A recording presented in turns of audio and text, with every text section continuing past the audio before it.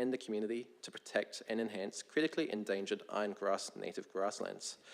We support and are appreciative of Council's engagement on this matter and support approval of the endorsement. I'm happy to answer any questions if time allows. Thank you, Jack. Did anyone have any questions for Jack while he's standing up at the podium? Councillor White? Thanks, Deputy Mayor. Thanks, Jack, for the presentation. Just a quick question. So, first of all, full support of the project, and the presentation we received a couple of weeks ago was fantastic.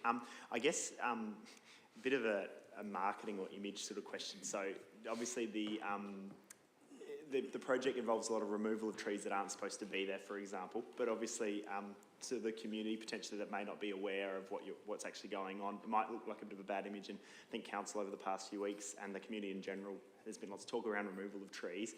I guess from an education point of view, does the Gawler Environment Centre have you got a bit of a plan of attack on how we can get some messaging out to the community about what's actually going to be happening at Dead Man's Pass?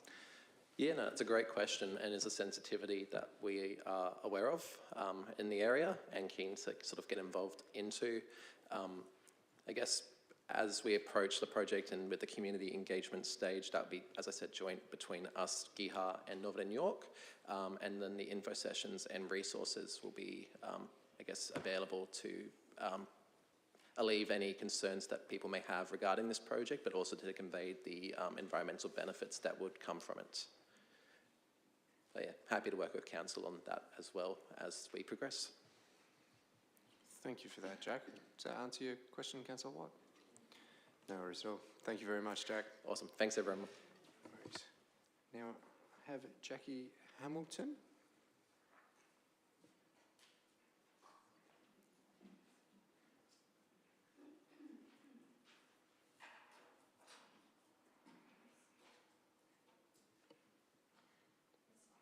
Yeah, just press the button. Thanks, Jackie. Yep, Welcome, thank you. Hi, everyone. Here again. Me and my sister did a petition.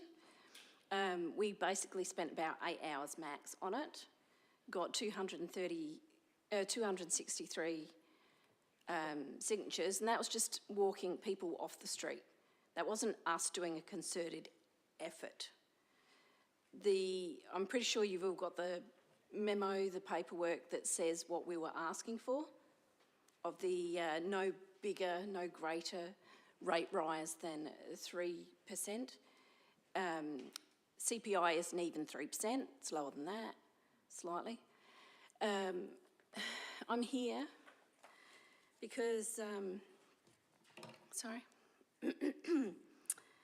so we're asking that you look at the petition and listen to the ratepayers that have signed it, and we only got ratepayers of Gawler. Everyone else wanted to sign. And the children and everything else, whatever they wanted to sign, but they couldn't. So it looks like you're going to go for 4.9. That's nowhere near. That's still excessively above the CPI. I feel, and I'm pretty sure all the other constituents are feeling like they're not being heard or being taken seriously. Cost of living, and it's just getting worse with everything that's going on in the world. Cost of living's going up. This wouldn't have been brought to our attention without Ian Tooley, which was great because now we realise what was, we're more informed, which is good because I think we all need to be.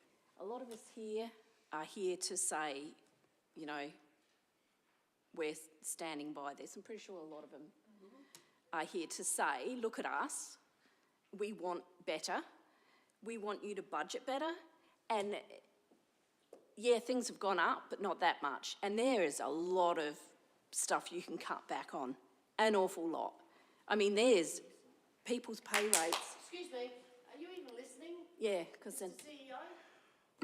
Absolutely, I'm listening. Sure. I'm just trying to provide a little bit of feedback and give some notes to make your presentation more valuable. Yep. I don't have the great chatting and talking and everything else. I'm just a common person that doesn't have fancy words or fancy bits about the budget and that. But I do know that we can't afford this. We don't feel that you're listening to us. We feel that it's a half-hearted effort because I know that you're going to just barrel through and not even give us a 3%. And 3% is good for a council rates. I understand you've got things to pay for, but there are things that you don't need to pay for, like the dropping of the slate things, you know, the curbs. Fair enough. There's other things you could cut. Or put on hold for, you know, future when we've got money to spend. You're getting new people coming in and everything. They'll bring in money. Pretty much we're not going away. And we feel, well, I feel, what's the point of talking because you're really not listening? Well, there's a few, no. There's a few that have listened, and I thank you for that because you're listening to the constituents, the ratepayers, whatever. I'm really annoyed with people's wages. Sorry, CEO, but I'm really annoyed with how much you get paid when the Premier gets paid $418,000. For a whole state. Yeah, 100,000, sorry, for a whole state, which is billions of dollars. And this is a really tiny council. A really tiny council that can't afford it. I'm really sorry. I'm It's just 5 minutes. No, not 5 minutes. I'm just going to caution you. The CEO's wage is actually dictated by the Remuneration Tribunal, and we have to follow it by legislation to be in the band.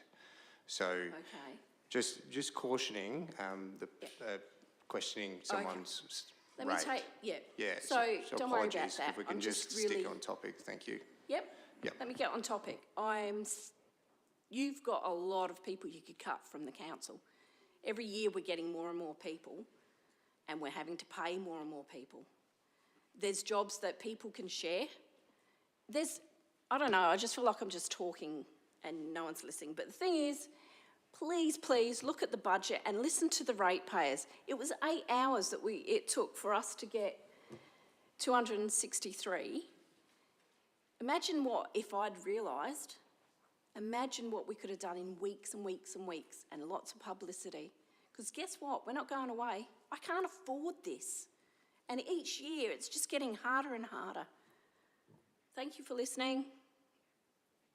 Yeah, have a great night. Thank you, Jackie. Now, I had one more, Mr. Adrian Shackley.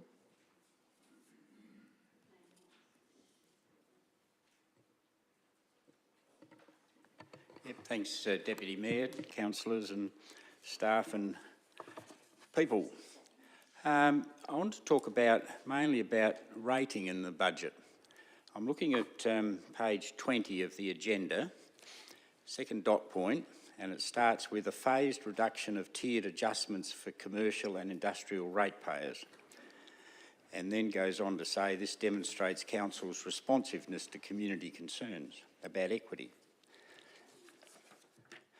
Over the page 21, down the bottom is what's purporting to be an explanation of what's happening, which to me is just really back to front. Third to bottom paragraph, introduced tiered rating for commercial industrial, introduced in 2012-13 alongside the implementation of differential rating. Its original purpose was to minimise the immediate impact of the differential rate on smaller businesses. Well, that's simply not true. The whole purpose of differential rating, alongside the tiered rebates for smaller businesses, was to redistribute the rate burden for businesses towards specifically the really big ratepayers like supermarkets and some of the hotels. And the explanation for that was several years of work while I was on the council, trying to work out why it was that, you know, when you had a supermarket project in the town that announced that, you know, this is a $30 million project, and then when their rates were worked out, you saw the valuation of the property was $9 million. And the explanation is that the rating only applies to the building. All of the stock, all of the shelves, all of the movable stuff in the premises is not rated. So, you know, a $30 million supermarket gets rated at $9 million. And similarly, a bit with the pubs, any of the pokie machine pubs, you know, 50% of their value often is in their pokie licence. It's not rated. So a pub that'll sell for 15 million with, you know, pokie licences gets rated at 7.5.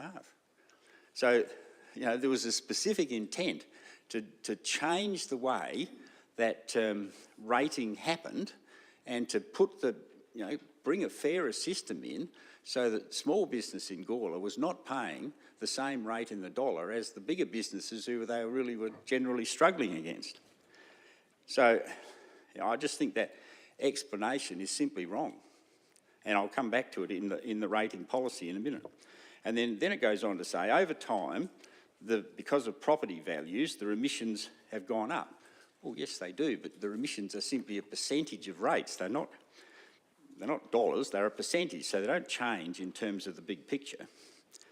And then it goes on to say, this sort of burden on the council has now become a material cost, adds up to 1.3 million. It was never there. It's not a cost to council. It's a rating system that starts up here and comes down here. There was never 1.3 million there that council gave away. It simply set it up in a way that raised more rates from higher, well, in theory, higher value businesses, but often businesses that really weren't being rated in the same way that a lot of other people were. So over the page 22, the proposal is to phase out completely this tiered rebate system over the next few years, starting this year with $200,000.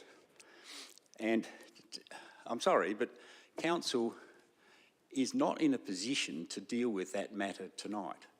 You can't go out to public consultation with a document and say, here's what we're doing, here's the old rating system, here's the, you know, the rebates that apply, and then 2 days before the budget's voted on, put out a paper that says, aha, bad luck, $200,000 extra in rates from you people, which we never told you about. Yes, I don't think that's on. I mean, we were always told you can't do that. You know, the lawyers will get grumpy. So the reduction does not make the council's rating system fairer or more equitable. It does just the opposite. It puts a higher burden on smaller business in Gawler at the expense of, you know, at their expense, and as you can see from the table on page 22, zero impact on the rates for any rateable property, commercial property worth more than 2 million. So the people who are paying are all those who've got properties under 2 million, over 2 million, nothing, no change. Not for the next few years, nothing. It's really is a pretty dangerous policy to just come up with this sort of scheme right at the last minute. So just referring to the council draft rating policy, which is Schedule 2, or Attachment 2, it specifically talks about, on page 3 of the policy, a differential rate above the general rate will apply on all commercial and industrial properties in consideration of the following factors: valuation methods involved with capital compared to site value, service levels related to infrastructure, maintenance and council services, tax deductibility, relative rates to neighbouring councils, other relevant factors. So I've mentioned the rating issues that, you know, bedevil the system a bit with commercial, but one of the other major factors is traffic generation, and particularly trucks. I mean, who generates the big trucks around Gawler? The supermarkets. I mean, quite a bit of our road maintenance expense comes from trucks moving through the town, and a pretty significant percentage of them come from supermarkets. But this proposal says supermarkets, you'll pay nothing more, but all the small businesses in the main street who don't have any trucks delivering stuff except tiny ones, you're going to pay more. And rates relative to neighbouring councils was very significant at the time and still is. I mean, commercial and industrial rates in the Barossa, for example, raise an enormous amount of money. And Playford used to, less so now, but Light Council, they have very significant differential rates for, you know, and Gawler's sort of kept up, but we've made it more specific to a section of, that doesn't pay its normal share. So, I mean, council's public consultation process requires these sort of decisions to go out to public consultation, I would have thought. And I just don't think council's in a position to implement this proposal tonight. I think that's probably it. I might also add that the rating policy used to include the schedule of discounts that were part of the proposal, I think until 2 years ago. And they were certainly part of the consultation document that went out. But they've been dropped out of the rating policy. Well, I would have thought when you have a rating policy with these differential rates, it's a good idea to say what you're doing, not just say, oh, we'll make them up each year as we go. Because if you want to change them, you need to talk to people and explain what you're doing. Thank you, Adrian. I might get the CEO just to clarify some of your points. I think some points might be getting a little bit missed, but are you able to provide a little bit of feedback for Mr. Thank you, Mr. Deputy Mayor.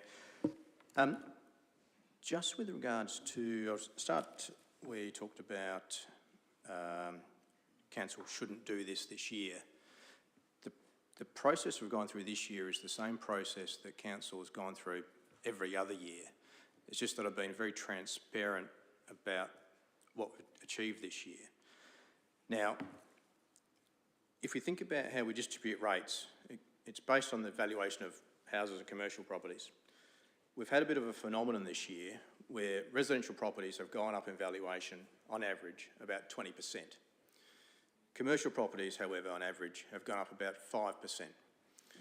So we've had a disproportionate shift in valuation. Now, if the council hadn't have made any changes to the commercial rebate, residential properties, and I'm going to quote the original budget draft, which was 6% overall, residential properties would have had an increase of something like 7 or 8%, and commercial properties would have had a rate reduction of something like -2%. Now, that's an unintended consequence. Now, what the council has sought to do by adjusting the value of the rebate is to provide essentially a 4.9% rate rise across the community, residential and commercial. Now, I just want to touch on the other point where you mentioned that the larger value businesses were, I think you had them reversed. So what this table is showing is the percentage of the rebate assistance. So if you've got a property of 2 to 5 million, in this proposal, you actually are not receiving any rebate. So you are actually, the council is achieving a shift of that burden to the larger properties. And whilst the percentages aren't printed there, I'll share them for the benefit of the room. All the properties up to the value of 1.999 million are receiving a rate rise on average of 4.8%. Any property with a value of 2 million or higher, and for context, there are about 30 properties or 32 properties in that number, they will receive a rate rise of about 7.2%. So the council has been cognisant of what this policy was initially trying to achieve, but having to deal with the challenge of the valuation shift that occurred. Thank you. Look, the way the council dealt with that previously was to simply have a look at the relative amounts that were coming from commercial and industrial compared to residential and adjust the general or adjust the differential rate to cater for that. That's the way to do it. So, I mean, that's happened several times previously in the last 15 years where commercial rates have gone up or residential hasn't, or vice versa. But the simple answer is to change the differential rate, and that has happened previously. And that's the mechanism for balancing up the share of council rates that comes from business and industrial compared to residential. And you know, there's a bit of tweaking involved there because, you know, if your residential sector is increasing a lot and So commercial's not. I'm really sorry. I just don't want to get back in the back and forth debate. Are you able just to provide, because we are actually adjusting the differential, we're just reporting it a bit more transparently. But CEO, are you able just to provide one last little bit of clarity? We do have a meeting to get on with Adrian, so the back and forth, happy to meet up with you after the meeting and maybe go through it, take it offline. But I think there's some confusion here. And yes. You're absolutely right, Adrian. We do control the split raised between commercial, industrial and residential. So it's something like 80.6% of the rates comes from residential and the 19.4 comes from commercial industrial. And yes, you can tweak that, and Council, we've kept it the same as what it was last year. It's a very sensitive measure. You don't move it much and you get some very big swings. But when you look at the table which talks about, it's in the budget document itself, the amount of rates raised from commercial and industrial, in terms of the context of everyone receiving a similar rate rise, we're raising proportionally the same amount of money from commercial as we were in previous years and the same amount from residential as we were in previous years. We've kept the proportion relatively the same from year to year.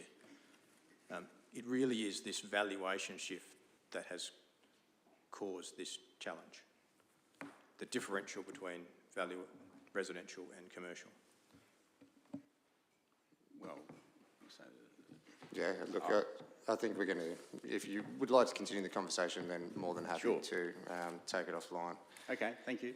There's also some information briefings on YouTube as well, that explains it as well.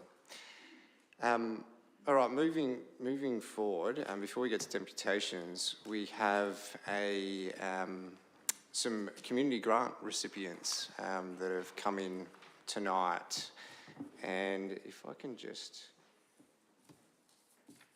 get that scrolled down, perfect. So this is an opportunity for the grant receivers, the volunteers and the like in our community to just provide a little bit of an opportunity just to speak to these great initiatives. And so I'd just like to call up the first one from UCare, Alex Robertson.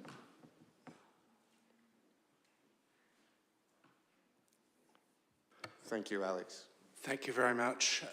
UCare has been a part of Gawler since 1993, basically looking at giving assistance, both looking at financial counselling and matters of emergency relief since that time. Basically, the reason for the application of the grant was to renew computer facilities as far as the front office is concerned. For those IT related, we were running something along the lines of, or are currently running, Windows 7 or XP as far as the existing situation is concerned. So this grant will basically give a fresh start for us and an even keel as far as looking at providing those services. Perfect. Thank you so much, Alex, and thanks for everything you do. Did anyone have any questions for Alex? No? Thanks again, Alex. And then we have Rick from Gawler Salvation Army Riverside Centre.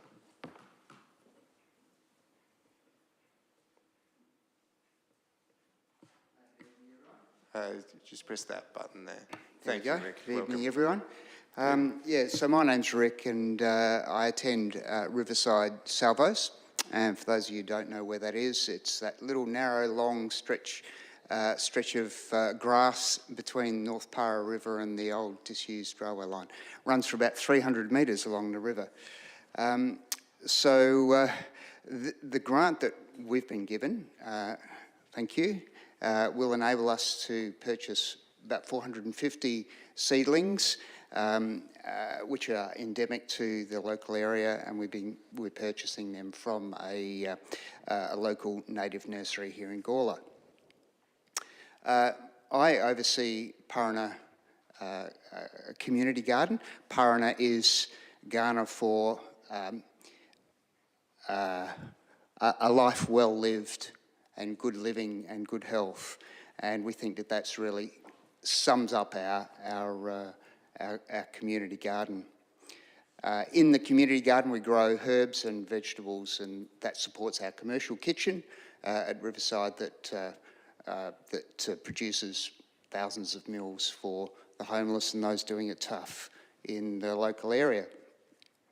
Riverside also supports a group called Parana Bush School, and that's a group of parents who are foster parents, and they are looking after Aboriginal children in their care. And they meet on a weekly basis, and they're trying to teach the kids that are in their care some cultural elements of the life that they're living and walking in between. And they meet on a weekly basis. And we do lots of things as part of the community garden with that group. We've planted some native bush tucker foods in our community garden, and they've also done a beautiful mural for us that spans over the top of our entrance of our garden. And the grant will give us the opportunity of doing more things with them as a group, which we think is really good, including planting these native trees. And that will provide the kids with a great opportunity to learn about how native trees and plants and shrubs are going to be good for the community, good for the native animals and birds that are going to come into the area. So we think that the grant is really going to help us reinvigorate that great big stretch of river that we have out our back door, and we're really encouraged by the possibility of some environmental benefits that are going to come from that. The timing's also excellent too, because we would want to be planting them in winter, towards the end of winter, and that's going to really be good for the seedlings that we're going to be able to buy. So thank you very much for that. Thank you so much, Rick. Was there any follow-up questions for Rick at all? No? No worries. Thanks. Thank you very much for everything you do there, Rick. Oh, sorry, Councillor Davies, you had a question? Oh, sorry, not a question, I believe the town band was also on there to speak, but it doesn't appear to be on the list, just flagging that. Well, when we get to the bottom, if we have a town band, yep, no worries at all. That's no worries. Next we have Beppy from Northern Stars Toastmasters Club. Ran into you on the walk-in, Beppy. No worries. Good evening, everyone. My name is Beppy Gollan, and I'm one of the executives and member of Northern Stars Toastmasters Club. A lot of people ask me, Toastmasters, what is Toastmasters? And I always think it's a town's best kept secret.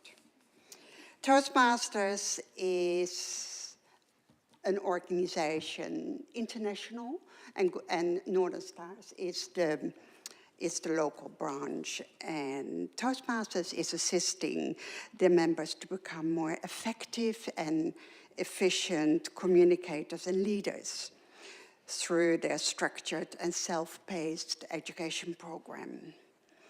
It's all about communication. And communication, in my eyes, is about conveying a message in an effective manner that keeps an audience's attention and leaves a message that they remember. And that is what Toastmasters is about. And we practice twice a month when we have meetings at the Gawler Elderly Centre. Toastmasters International is an international organization. It was founded in 1924, and it has grown dramatically and significantly to 14,000 clubs worldwide in 150 countries. And there are about 20 Toastmaster clubs in South Australia. Gawler Club is the most northern in South Australia, and the most southern is Mount Gambier. So if you want to travel to a Toastmasters club, you have some choices there. The Toastmasters has many communication and leadership courses. And as you probably know, there are many similar courses on the market. But what sets Toastmasters apart is low cost, self-paced, ongoing participation, short-term workshops, individualized support through constructive feedback and mentoring, and an online, very structured education program. So people that are using Toastmasters are not only becoming better, more efficient communicators and leadership, but they also, by doing that, their confidence grows. We're very grateful for the town of Gawler granting us a grant and financial support for a projector, purchase of a projector for our education, and also an A-frame for promoting the club. Wherever we hold a workshop, a presentation, we can put the A-frame outside or in the hallway or wherever. People can say, hey, there's a Toastmaster event going on.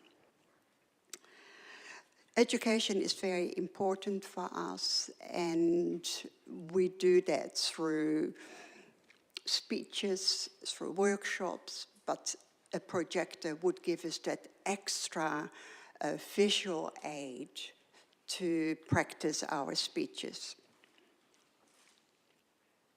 We are working with individuals, we promote them, we support them, but we also, on request, can hold presentations and brief or longer workshops for organizations and for community groups.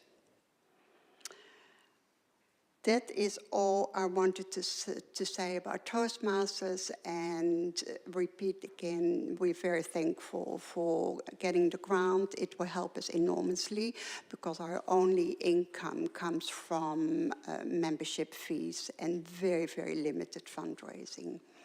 So it will be well used. We are welcome to see us in action on the 2nd and the Tuesday evening in the Gawler Elderly Centre. Thank you very much. A service that I should probably actually reach out to, and I'm sure some share my interest.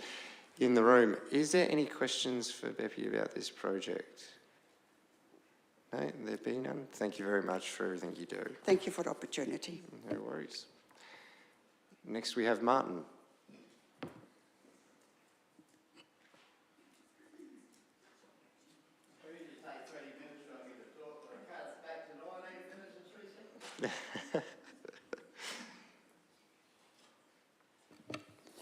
Thanks, Martin. Okay. CEO Chris, Acting Mayor Nathan and council members, I'm going to speak about Gawler's Map.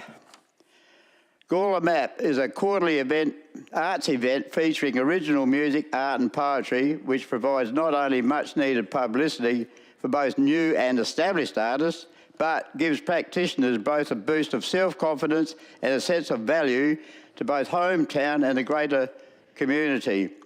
Now, I know firsthand the struggle of being recognised as an artist.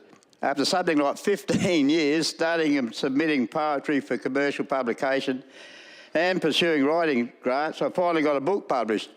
It was by Penguin Books, the biggest publisher in the world.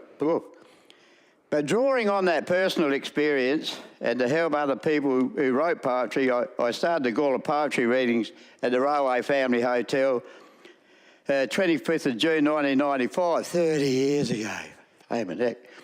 Well, this monthly reading proved to be a great success, even reaching television audiences. Yeah, Channel 9, 7, 10, terrific exposure. And as a columnist for The Bunyip from 1997 to 2003, I invented the arts page, where I recognised local artists and published poetry from local and interstate writers. Well, I concluded the poetry readings in November 2009 and actively added music and visual arts to my poetry interests. And this resulted in convening Gawler's yearly Original Music Festival to help Gawler celebrate its 175th anniversary. Brian would remember that. And it wound up providing something like 224 musicians with an outlet to their original works. In 2020, I came up with the idea of creating our current MAP events. These events are unique to country South Australia and have proven to be an asset to budding, emerging and established artists. Now, Gawler Council's Community Grants program is recognised and valued by all those who attend, I'm telling you. And I thank you on their behalf, and hopefully this will continue for many years to come. Acknowledgement also for the support provided by local businesses Fluid Plumbing and Eagle Foundry, Salisbury Radio, Community Radio, PBA FM 89.7, who record for broadcast these performances. Just wonderful. And Gawler's newspaper, The Bunyip, for publishing and promoting this valuable community event. That's it. So if you play original music or do your artworks, let me know. Cheers. Thank you, Martin. That was a quick 19 minutes, mate. Was there any further questions for Martin? No? Thanks for everything you do, Martin. I appreciate it, and everybody appreciates this. Mosaic. Good evening. Apologies from Sandra, who unfortunately is unwell, so can't be here tonight. So Gawler Stobie Pole Mosaics is a fairly new group.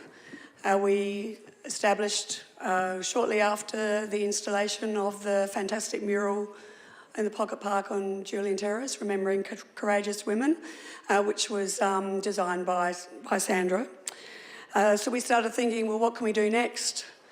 We've still got some tiles left, and we all love doing mosaic, and we love doing community art. So we looked to Hindmarsh Greening, which is a group of about 10 mosaic artists who for 30, 40 years have been decorating Stobie poles, either painting them or more recently mosaicing them in Charles Sturt area, Bowden Brompton area in particular. So we made contact with them, got a bit of information and advice on how to proceed, and then started looking around for some support. The Lions Club came to the party and allowed us to continue using the Station Master's house at Gawler Railway Station. Unfortunately, they've discovered extensive termite damage, so we've had to move out of there.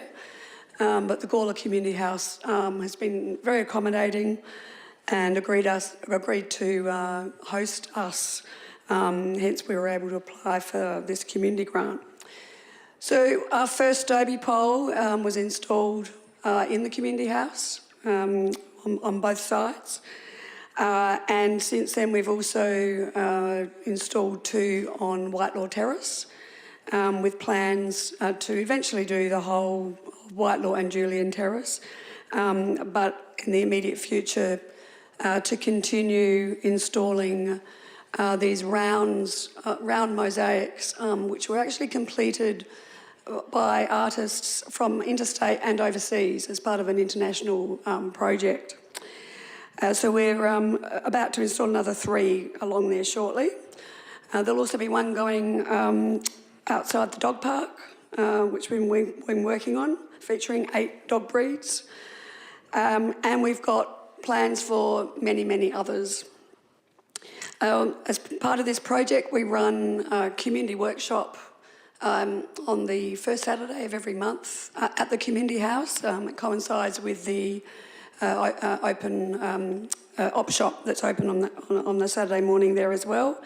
It's a free workshop for community members, and we basically teach them the basics of mosaics, and they've been making small pieces that we then plan to install on Stobie poles as well. The longer term plan is to have QR codes on all of the Stobie poles to get a bit of a trail happening, similar to the Silo Trail, we're part of a bigger movement called Stobie Pole Movement here in South Australia. There's about 15 groups around the state, including Cummins, out at Cainton, Moonta, Largs Bay.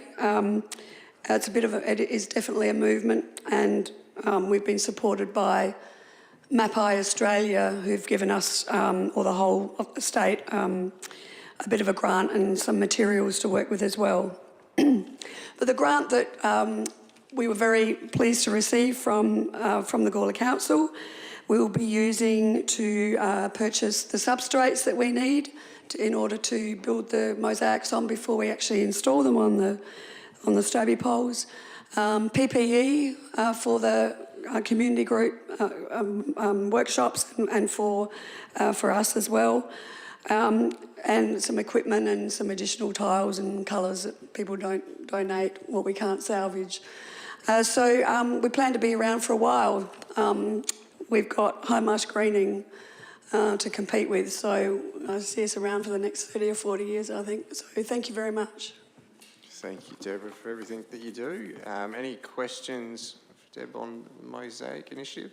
I'm saddened to say that I drive down Whitelaw Terrace quite regularly, and then the first time it actually popped up on my radar was actually on the news feed on Facebook. And then from then on, I saw it every time I passed well. So good job, and look forward to seeing the next ones to come. All right, moving through, we have Kaylin and Adam from Barossa Light and Gawler Umpires Association. Thank you very much. Evening, everyone. Evening. My name's Kaylin. I'm the Treasurer for the Barossa Light and Gawler Footy Umpires. I apologise, Adam Butcher, our President, was due to join us tonight. Unfortunately, he's had another footy commitment come up, so can't make it. But nonetheless, just like all these groups here, thank you very much for your community grant. It's much appreciated. In our case, it goes towards these. A uniform for each of our umpires. And you might say, so what? But as we know, within our local community, for the health of the community and for our local sporting competition to thrive, every footy game needs an umpire. We've seen significant growth within the last decade here locally, particularly in the women's football space, and that's placing additional demand on umpires within the region. So how do we attract new people and how do we retain our umpires? Well, we subsidise their uniform costs. We minimise the amount that they have to pay for their shirt, as well as their shorts and their socks that they wear when they're out there on the ground every day. I'm one of our umpires. I should also say Ethan White, Councillor White, is also another one of our umpires, although to keep it above board, just like we do on a Saturday, I know you abstained from the vote on this one, Ethan, but nonetheless, I'd like to say thank you, Council, for your support. To purchase a shirt, shorts and a pair of socks for each umpire costs us $79. We give them to senior umpires for $50 and junior umpires for $30 each. When you multiply that out across our umpires panel, it works out to around about a $5,000 investment. So look, your $1,500 grant obviously doesn't cover all of that, but it does certainly go a long way to helping reduce that burden and helping us to attract and maintain umpires and enable the game to prosper in the local community. So yeah, thank you very much. Thank you, Kaylin. I completely agree. I mean, our sporting clubs, we have a very strong sporting community here in Gawler, and we'd be lost without you guys. And also on my other side, I'm really sorry for any lip that I've ever given an umpire on the footy field. So, but I'm sure it was warranted at the time. Any questions for Kaylin at all? There be none. We'll work through to Kim and Prue from the Gawler Domestic Violence Network.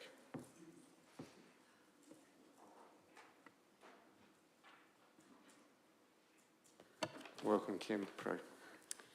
Thank you, Acting Mayor Shanks, and thank you, Council, for having us here tonight.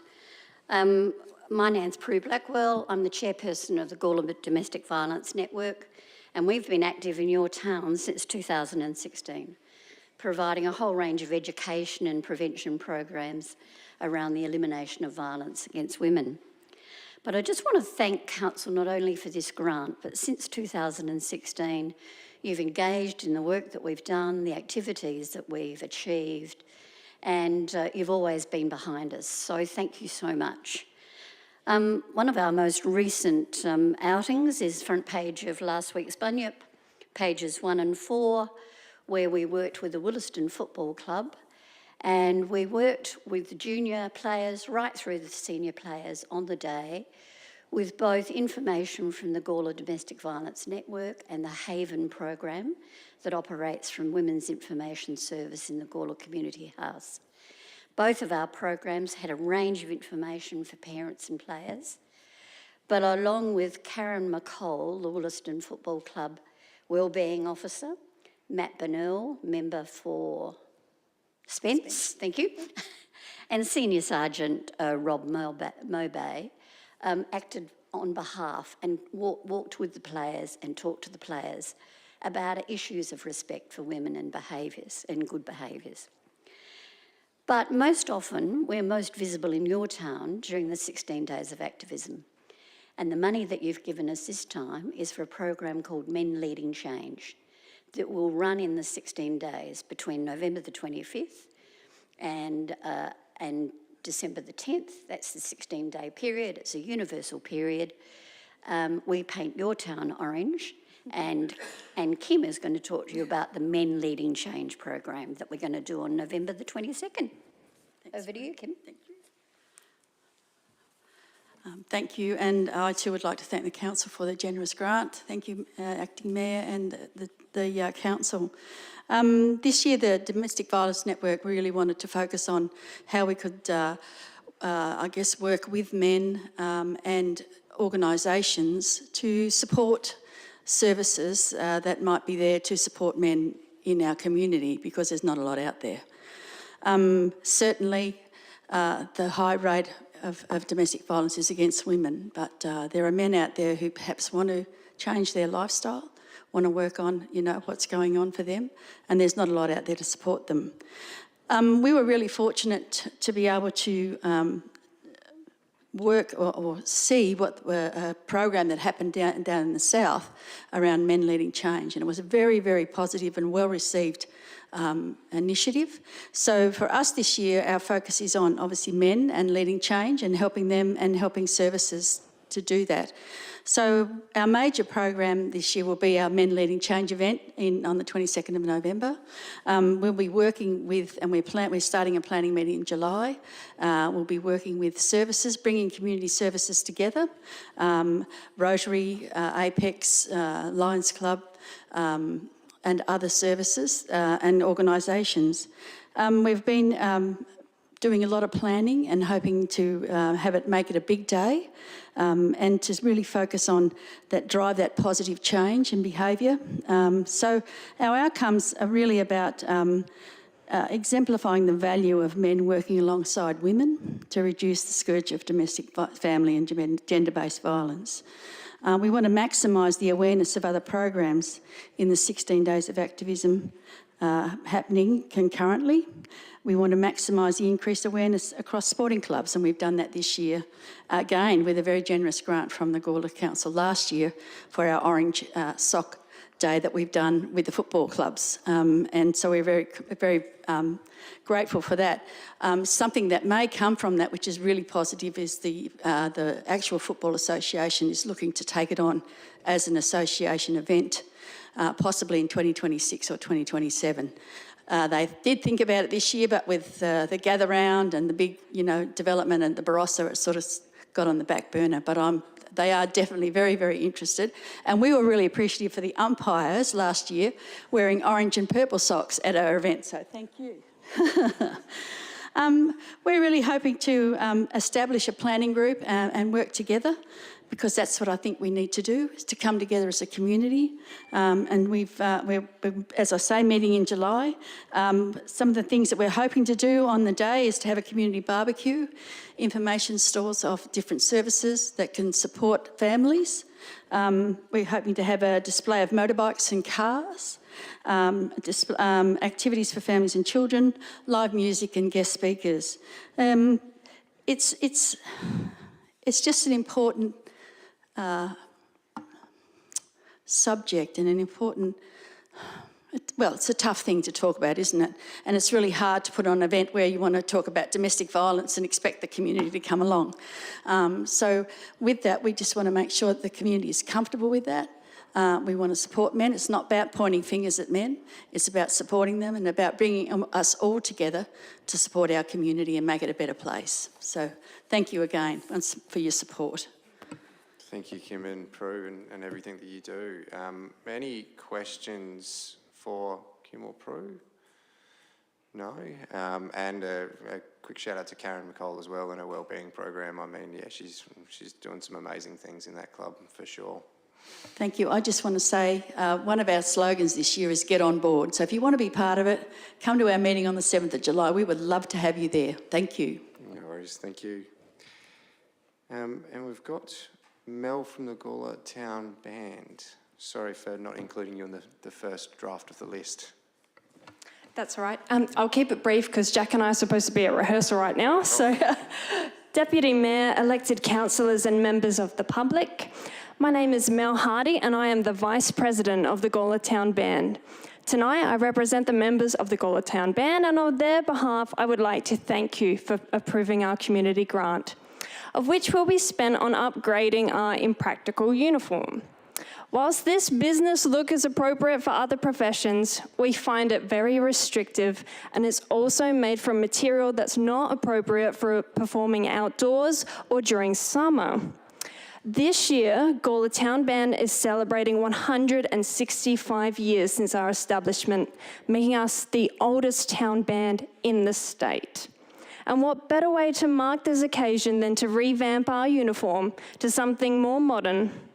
We have selected a new polo shirt made from bamboo cotton, and this fabric will allow us to remain cool and comfortable, enhancing our ability to perform during the peak of summer and also continue to represent our beloved town of Gawler at various statewide events with a stylish and modern look. We were able to engage the services of local Gawler business Impress Promotions as our supplier, as our preference is to support local businesses, just as the local community supports us.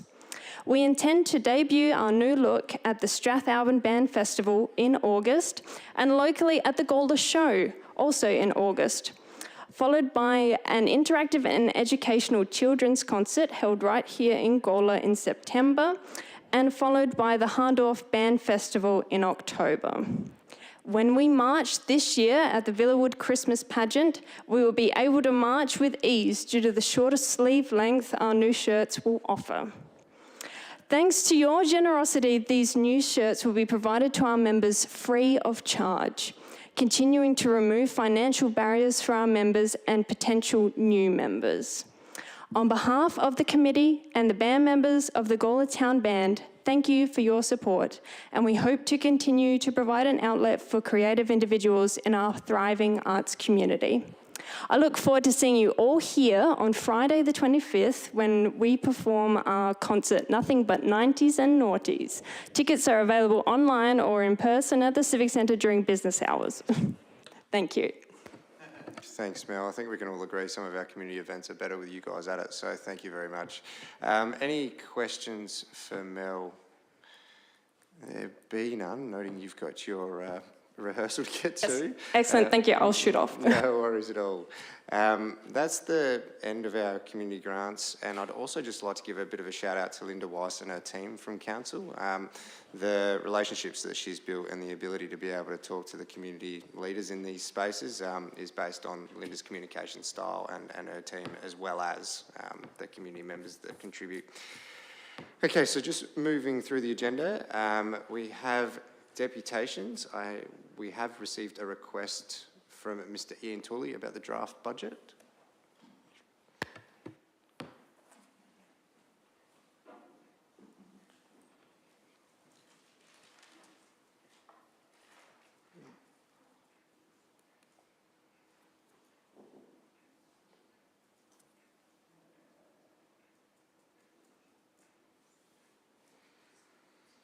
Welcome, Mr. Tooley. Thank you, Deputy Mayor Shanks. As you've recognised at the meetings that we've had so far, You've had an incredible amount of feedback on this draft budget.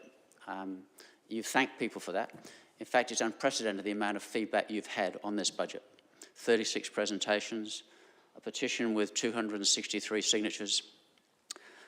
You say that you've listened to the community feedback, and in response, you say that you've lowered the rates hike from 6% to 4.9%. Let's call that 5%. While inflation and CPI are just below 3%, and while 97% at least of the huge numbers who gave feedback requested that it be no greater than CPI.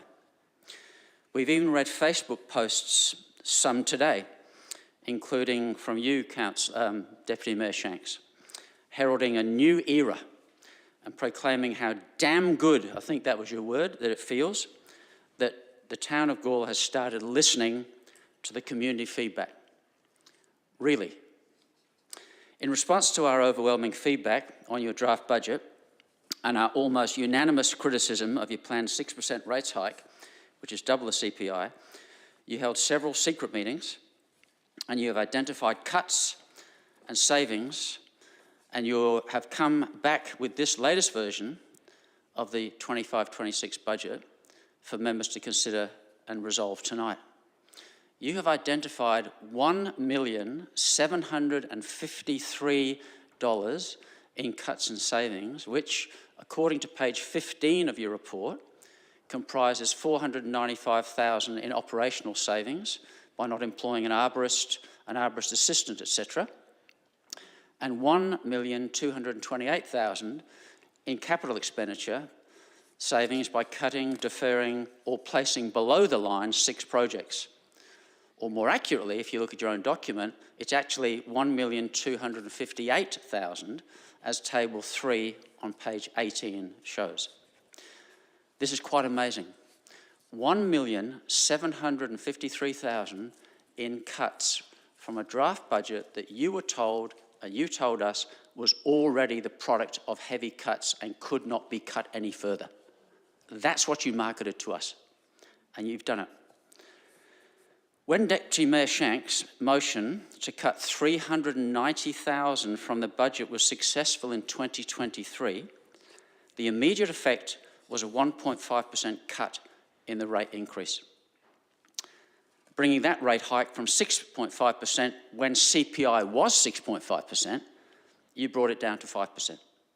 And it was Deputy Mayor Shanks who reminded us in the chamber that the Finance Department had confirmed that for every $250,000 in cuts you made, you could cut the rates by 1%, which is why that $390,000 that you successfully passed brought the rates down immediately by 1.5%. So you've cut $1,753,000 from this budget by putting things below the line, deferring or cutting them, in response to our overwhelming community feedback. You met because of our feedback. So with a factor of 1% rate reduction for every $250,000 from the budget, by cutting $1,753,000, you could have drastically cut the rates hike, even doing better than the 3% that the community requested, your constituents requested, and you could have cut 7% and actually delivered a rate reduction. Imagine that.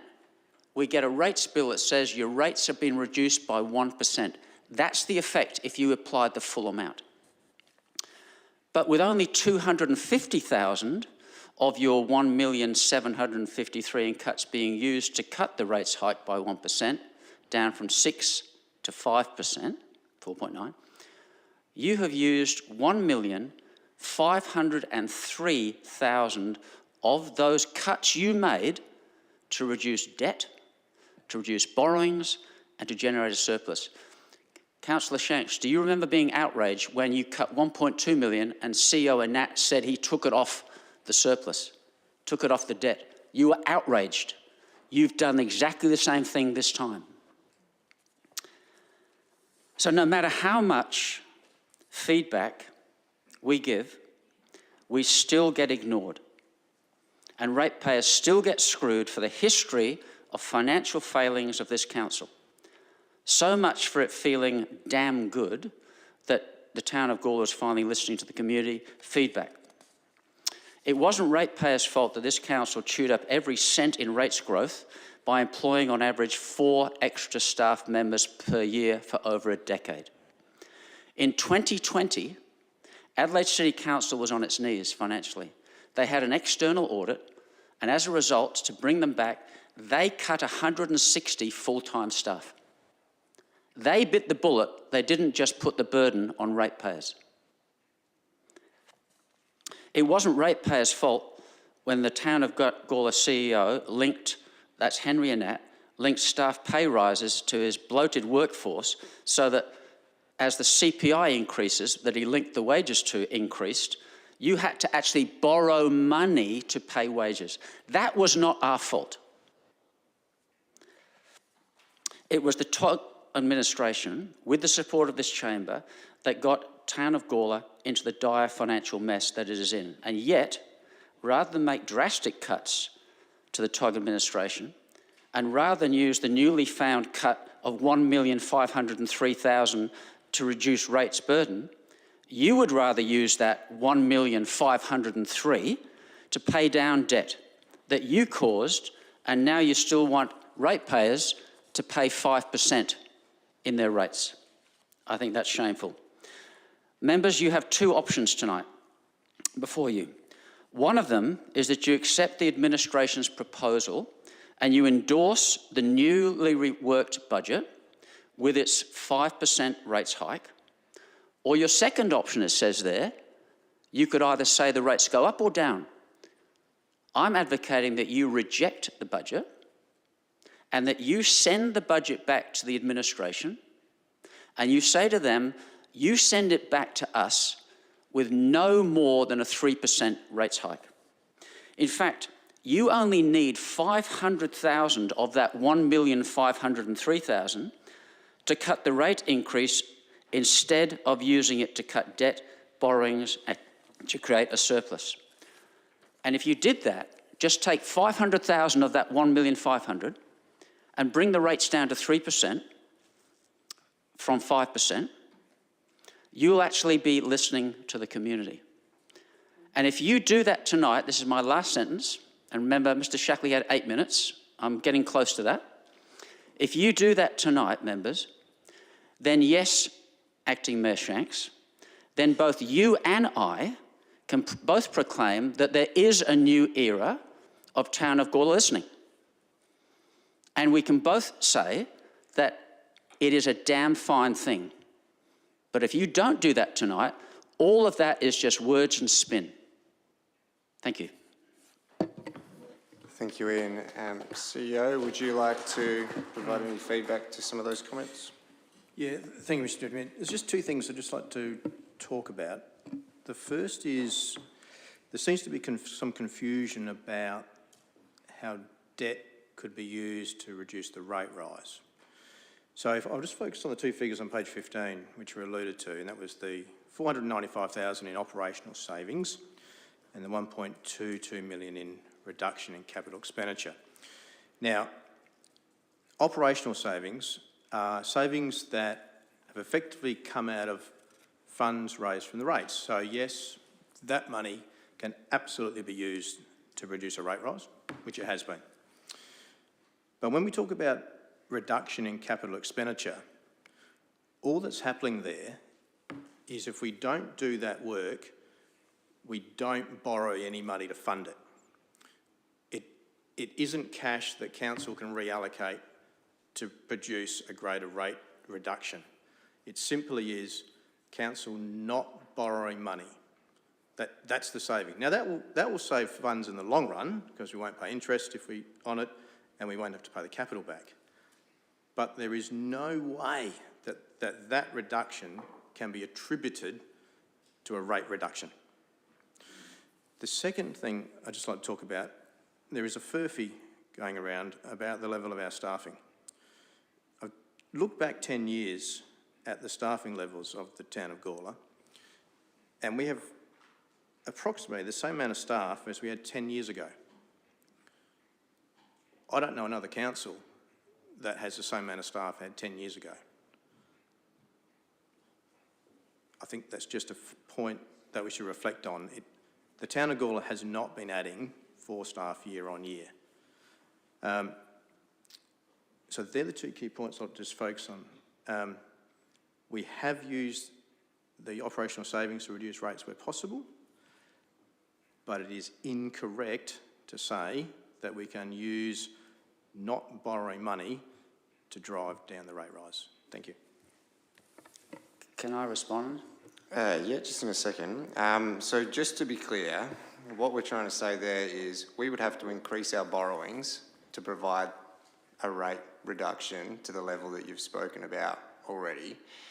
And operating within our borrowings to merely pay operations is something that has gotten this council into a little bit of trouble.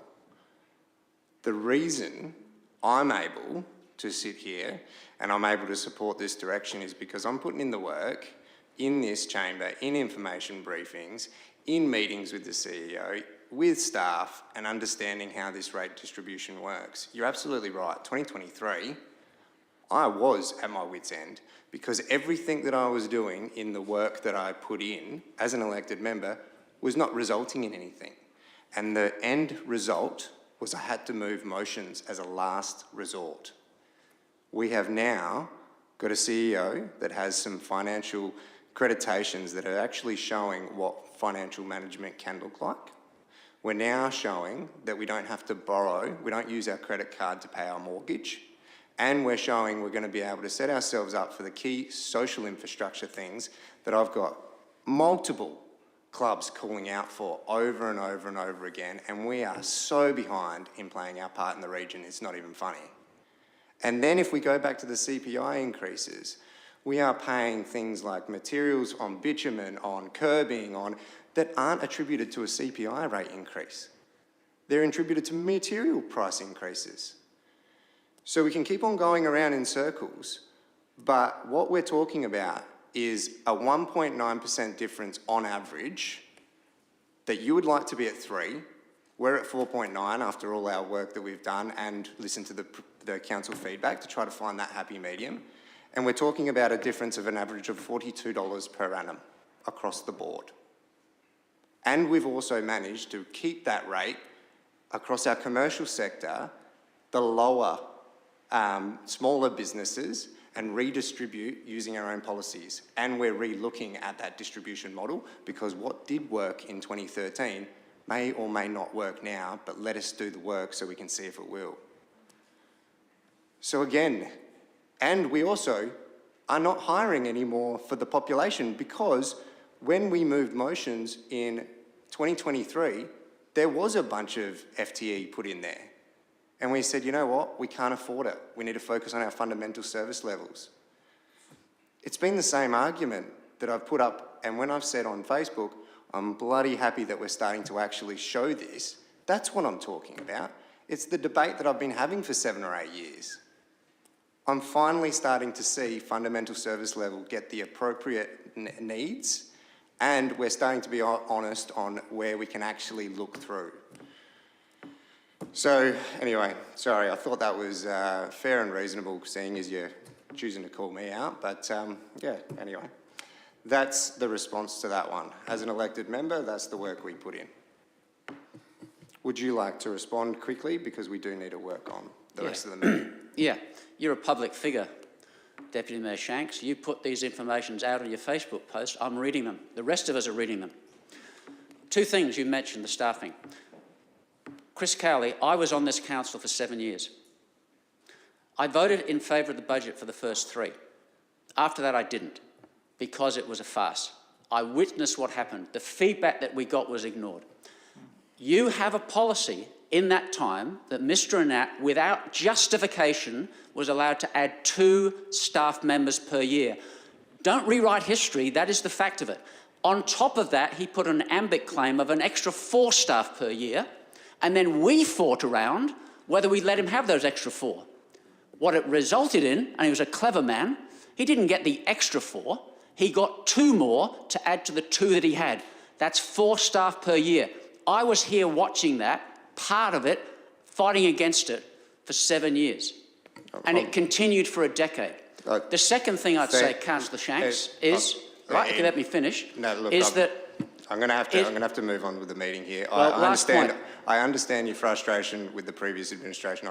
I share those things but that I you've need to move on taken with the out meeting. in your 1.5 million are similar to the things you took out in your 11 motions in 2023. Yes. We were told if we take them out of the budget, none of this spin about it's in this bucket or that bucket or that bucket, right, which is the game that wants to be played. Ian, we were told move. if we make those cuts, the rates can be cut. You know that and you advocated for it. Absolutely. And All we'll you've got to talk a do lot. is take 500,000 of that and Ian, I'm you gonna have to can turn bring off the your rates down. microphone. And thank you very much. I'm going to have to move on with the meeting. Okay, moving through. We have adjourn items. We have nil. We have petitions, nil. Looking for confirmation of minutes, members. I have the 27th of May 2025. Councillor Davies, you're happy to move that way. Any comments on the minutes?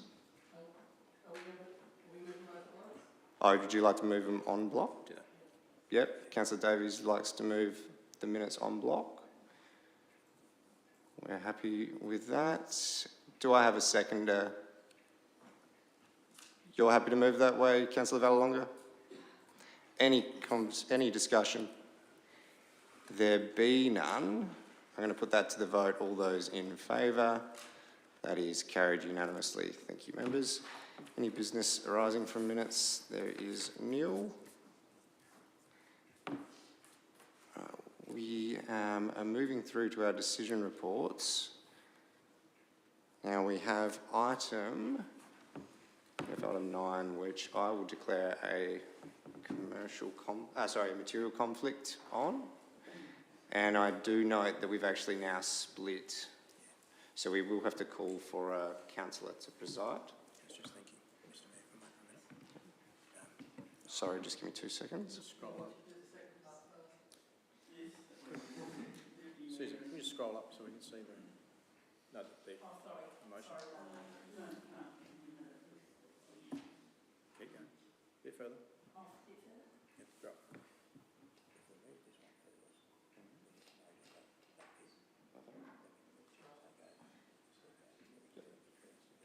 Yeah, I'm more than happy to do it. Are we able just to put that up on the screen so everyone knows what we're doing? So just assisting Mr Deputy Mayor, I was just suggesting we do point 1 first, which is simply the official governance piece that needs to occur. And once council's resolved that, that will allow Deputy Mayor Shanks to leave the room, and then I'll seek interest in someone acting as the chair in his absence. Is everyone happy with that? No worries. Okay, so we just have the officer's recommendation. I'd say that counts. Oh, yeah, receives. Yep. So I have a mover on this officer's recommendation, the way it reads, noting it's just point 1 split out as its own motion. Councillor Davies, you're happy to move that way? Would you like to speak at all? No? You're happy to second? Would you like to speak at all, Mr. Sam? Councillor Sam? No worries. Any discussion?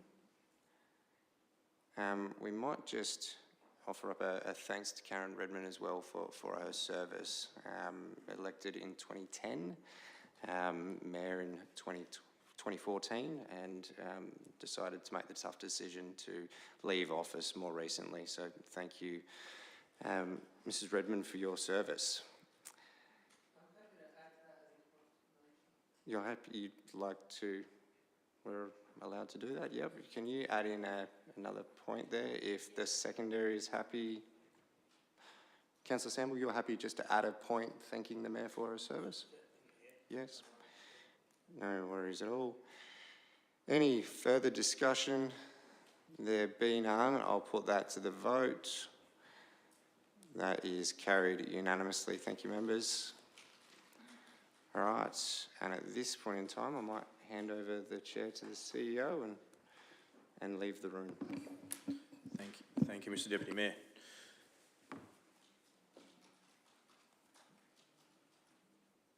Thank you, councillors. I now ask for any nominations to be acting chair for this item. Are you nominating someone or you wish to be nominated? Okay, self-nominating? All right. Do I have any other nominations, any further nominations? Now, Susie, do I need a mover and a seconder? I do. Thank you. All right, I'll put that to the vote. Oh, sorry.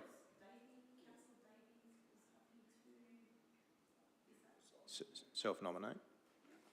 Yep.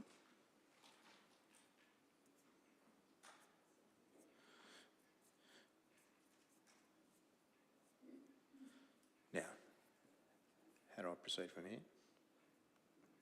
How do I proceed from here? Do I need a mover and a seconder? But does Cody need to stay in the room or out the room? He can stay in the room? Yeah, that's right. No, I understand that. Right, all those in favour? Right, carried, thank you. Come forward, Councillor Davies.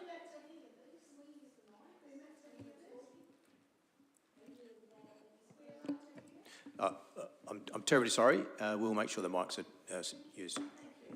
No worries at all. Over to you, Councillor Davies. All right, thank you. So we are just, if you can just scroll down so everyone can see it on the screen.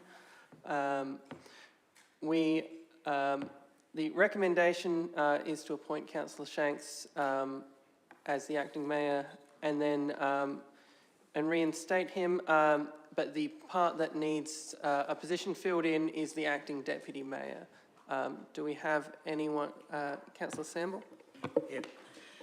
Thank you, Cody. Yes, I'm very happy for the appointment of Councillor Shanks into that office until the conclusion of the supplementary election. Nathan has shown that he has the ability to work with especially staff and so much with the CEO. That's a relationship we need to grow on. As you know, the mayoral election will be coming up very soon, and it'll be out to the community that we'll see what comes forward from there. But until then, I would like everybody to support that Councillor Shanks is the person in the chair until the elections in November. All right, and do we have a nomination for the deputy position, that point 3? What's that? No, we haven't filled the blank space yet.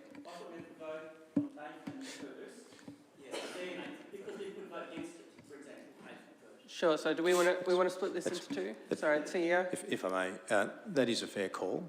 So let's deal with points 1 and 2 separately. Yep. And we'll separate the third. All right. So, okay. Do you wish to speak? Brian said everything. Okay. Yeah. Any other discussion? I think the fact that he's heading off to Canberra tomorrow probably means it's reasonable to have him be in the position. But that's up to the vote. So I'll put that to the vote. All in favour? That is carried unanimously. We can bring the new acting mayor back in and then do that final point.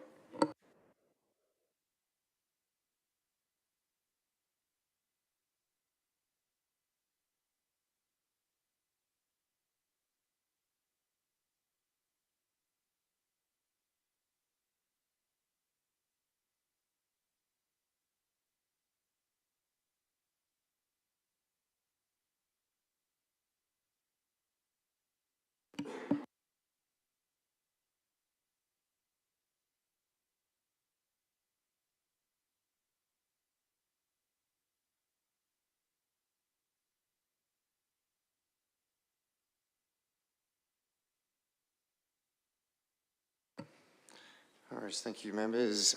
So moving through, we're calling for a nomination for point 3 of the motion. Nominations for the position of Deputy Mayor. Councillor Samble, you had a nomination? Thank you. I would certainly like to nominate Councillor Ethan White for the position of the Deputy Mayor. Ethan, along with Cody and Mick and all the rest of the new ones on the in part of this council, are the ones that are working together as a team. And you've heard from Mr. Tooley and other people in the community. It's got to be a team effort, and we've got to work together. And I believe that certainly Councillor White will be that person to be able to support you and the CEO so that we all can work together forward. So I'm happy to nominate him. Thank you, Councillor Samble. Do you accept that nomination, Councillor White? You do. No worries. Did you want to second that, Councillor Davies? Yeah, and also just noting that I believe this now puts Councillor White in conflict and he'll have to leave the room. No worries at all. Did you want to say anything? Yes. Unless there's two. Do I have any other nominations before we move forward? No? Okay, so we've got the one nomination. What's the governance around allowing just a seek? There's only one stipulation: he's not allowed to wear those shorts that we've heard about before.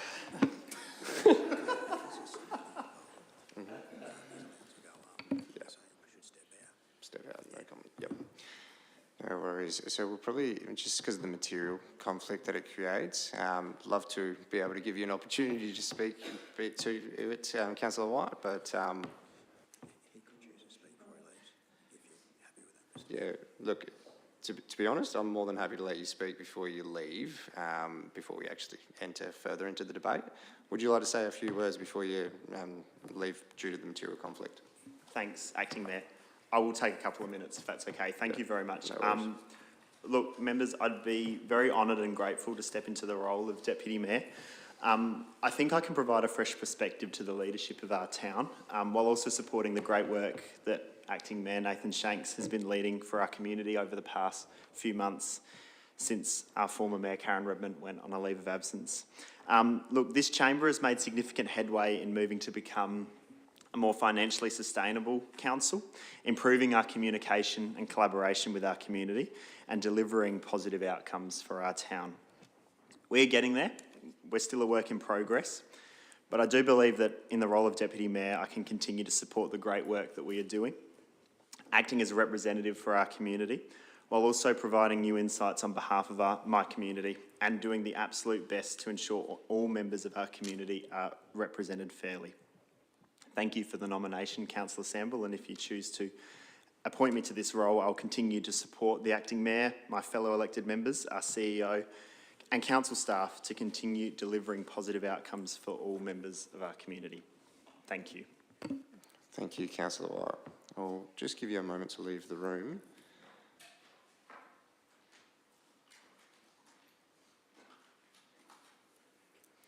And we've got the declaration there. Any further discussion you'd like to speak? I know you haven't already, Councillor Davies. Yeah, I was just sort of to finish my seconding, I guess. Yeah, no worries at all. But yeah, look, I think Councillor White is, I think, has a lot of really valuable strengths. I think if you've seen, he did a great video on the budget where he used visual examples and taught a lot of people more about how it worked, and I think he's got a lot of interesting things that he can bring to the role. And of course, as an umpire, that is a position where you get shouted at even more than as a council member. So I'm sure, you know, criticism and all of that is something that he'll be able to deal with just quite well as well. And I look forward to giving him this opportunity, noting that it is a temporary appointment for about 3 months until the situation is sorted. Thank you, Councillor Davies. Any further discussion? There be none, I'll put that to the vote. Those all in favour? That is carried unanimously. Thank you, members. Can probably grab Councillor White back now.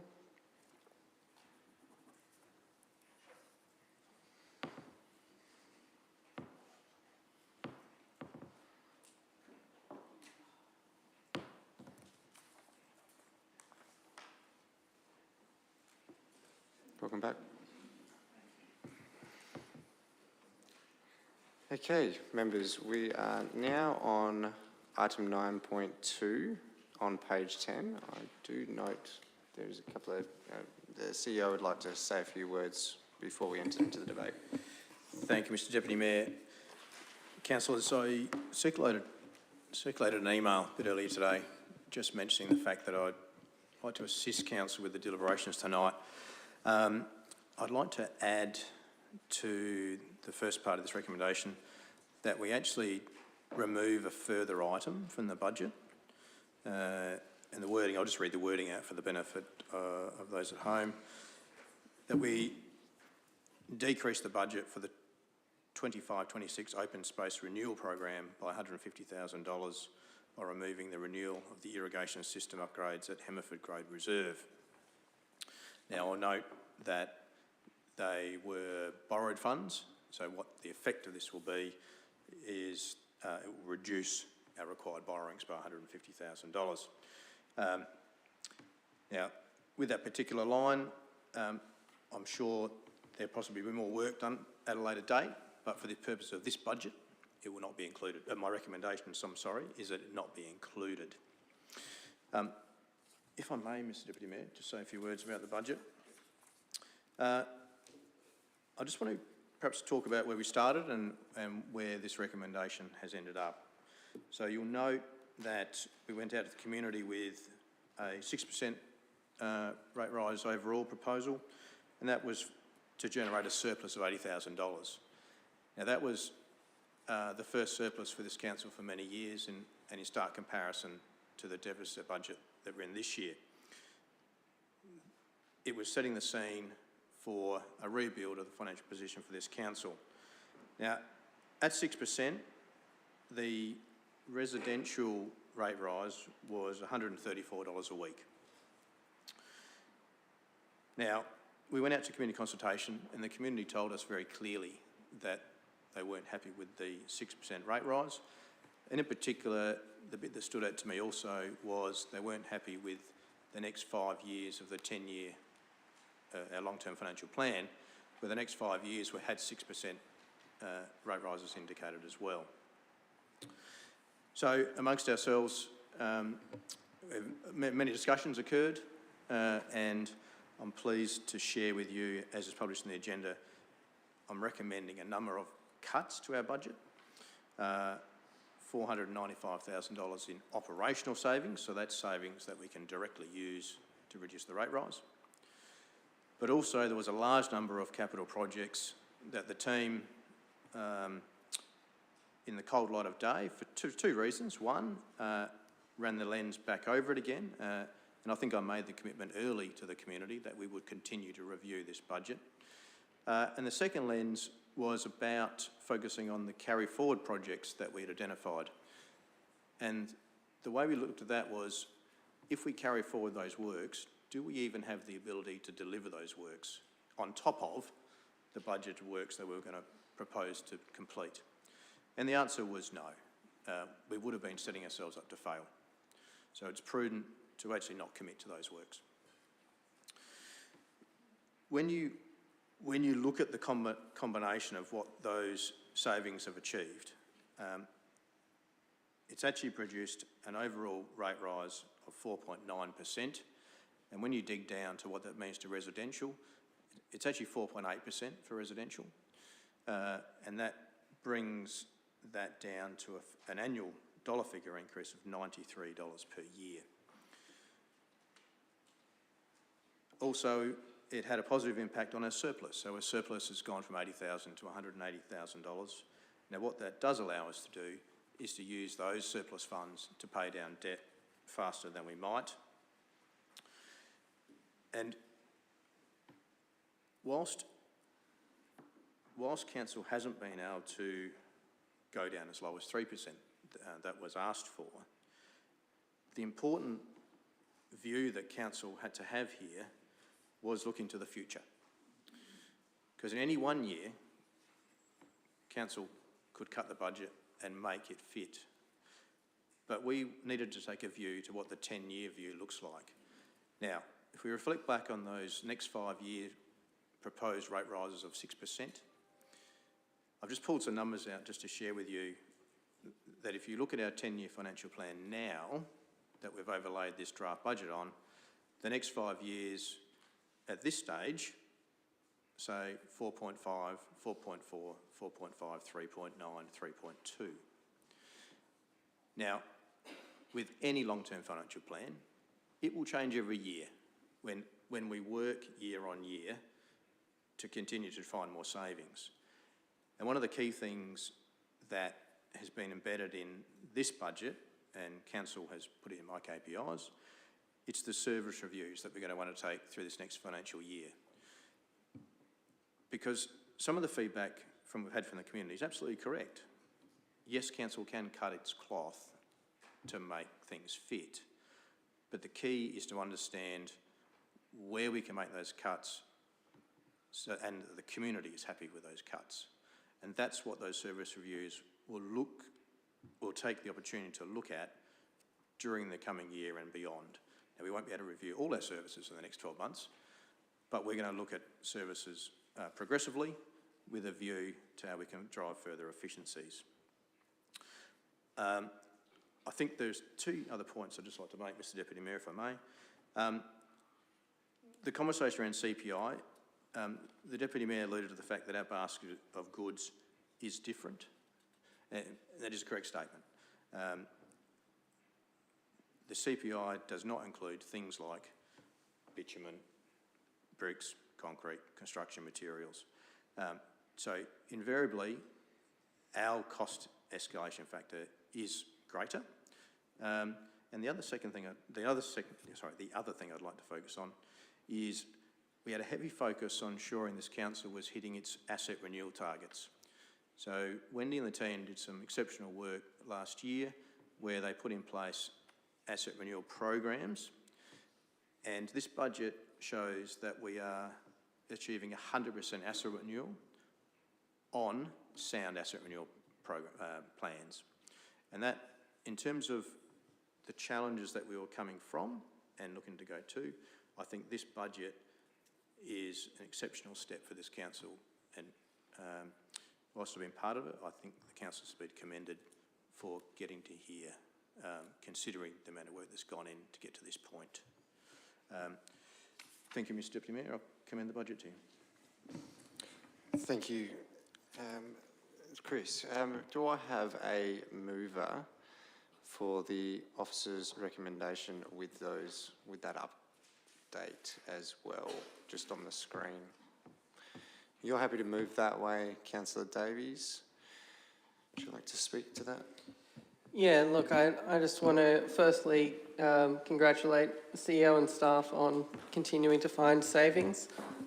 I think look, it is frustrating to be speaking in different languages when we talk about this stuff, because you mention, make $2 million in savings and then say, that means we can reduce the rates by 8%. And I think this is something that, Mr Tooley has brought up that a couple of years ago, councillors tried to take out a bunch of individual items to reduce the rates. But the thing about that is that it was based on a misunderstanding of how it worked. And that is frustrating that wasn't, I guess, learned, and clearly in the past council term also wasn't,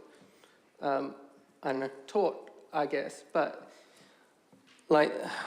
I think an analogy to just a household budget, if you earn $100,000 a year and you decide, I'm not going to spend $20,000 on a new car this year, that is something that can knock down your bank account, debt, etc.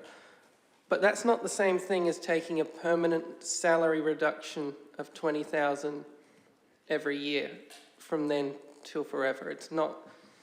That's what we're talking about with a rate reduction, is that it is, when you cut 1% in rates, you're not cutting that $250,000 for that one-off spend.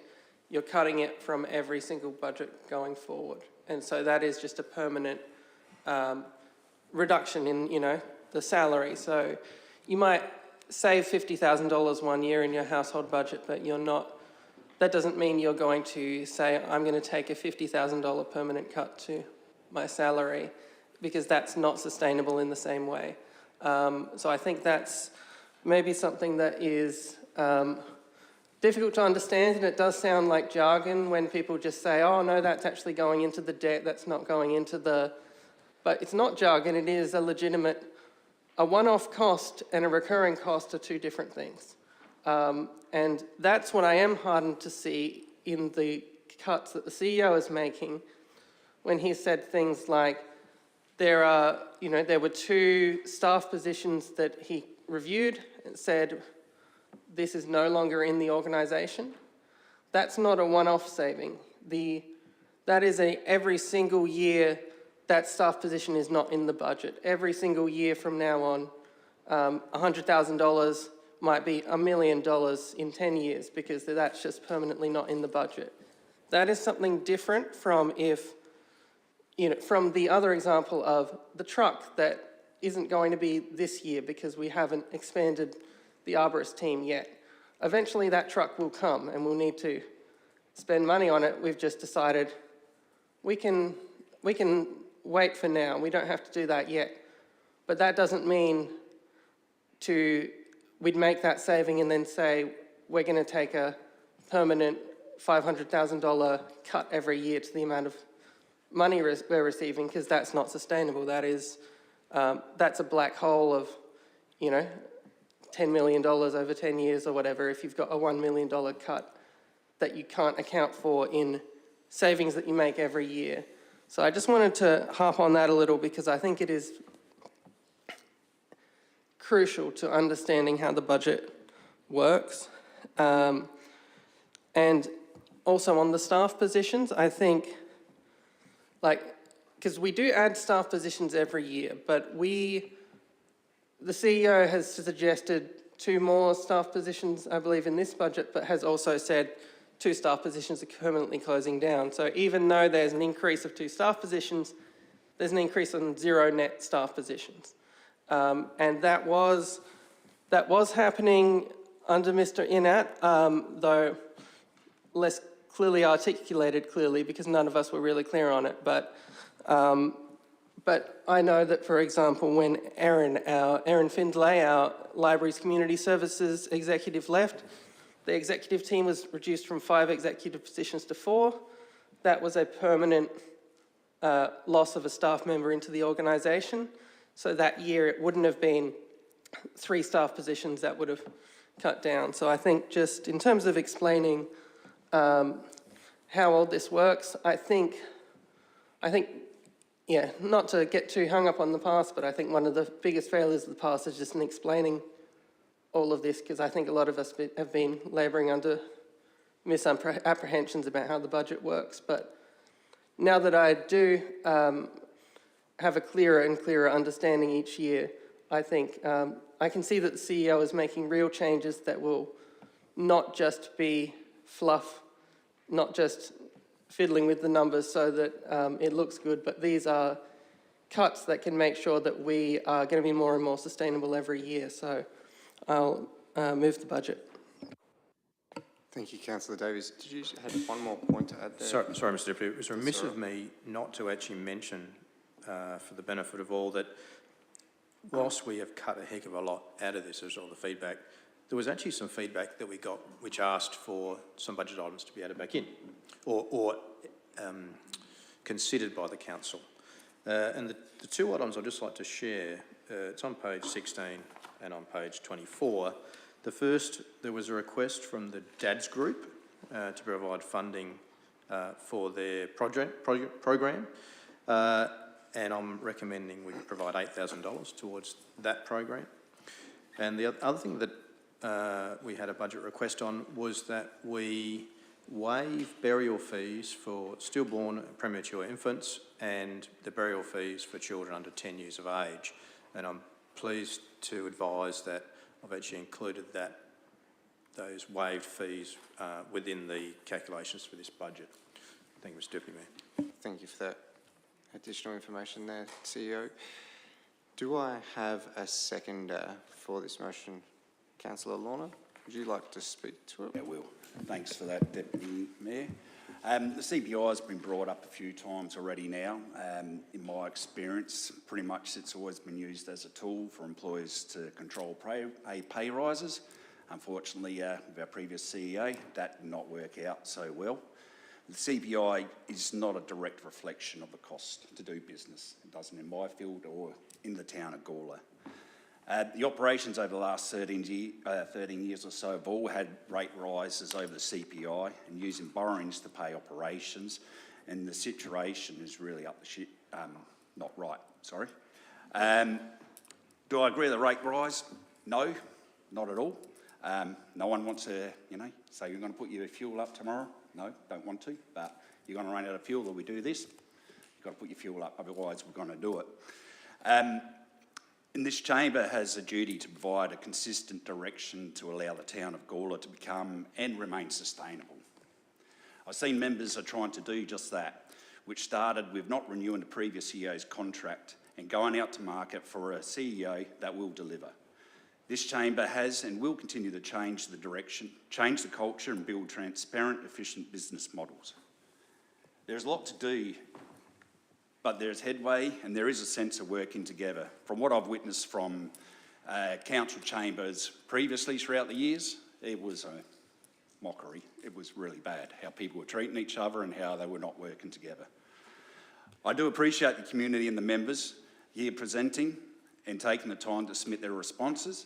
I do listen. I listen to what everyone has to say. Whether I agree or I've got different information is a different story. We don't have the luxury of not moving forward, ignoring the past and not acting for the future. Questions I have for the community members: who do you want to pick up the pieces by ignoring the now? Is your kids, your grandkids? I don't want to pay it, but I don't want to leave burdens to my kids and grandkids as well with diminishing services. We've got options in our budgets here. What do you want to close down? Your swimming pools, parks, libraries, footpaths? We're 30 years behind. What's another 30 years? Do we keep worrying about protecting the heritage? At what parts do we deal with it? Do we not worry about it at all? Just rip everything down and not move forwards with it? Personally, I'm not here for popularity. I'm not here to big note myself. I'm not here to collect the lucrative allowance we as councillors receive. I'm not here to protect my position and start a campaign, even if I decide to run again. I'm here to look at this as a business and adapt that with social requirements, look at how we can improve the services and provide direction for all of Gawler to ensure we have a services attending and remain sustainable. What that's going to take is stringent review of each budget cycle from here on. This is not just a one-time move. We're paving it going forward. We can't turn around, as my friend has alluded to on my side here, as drunken sailors and just keep carrying on and spending at whatever we want to look at.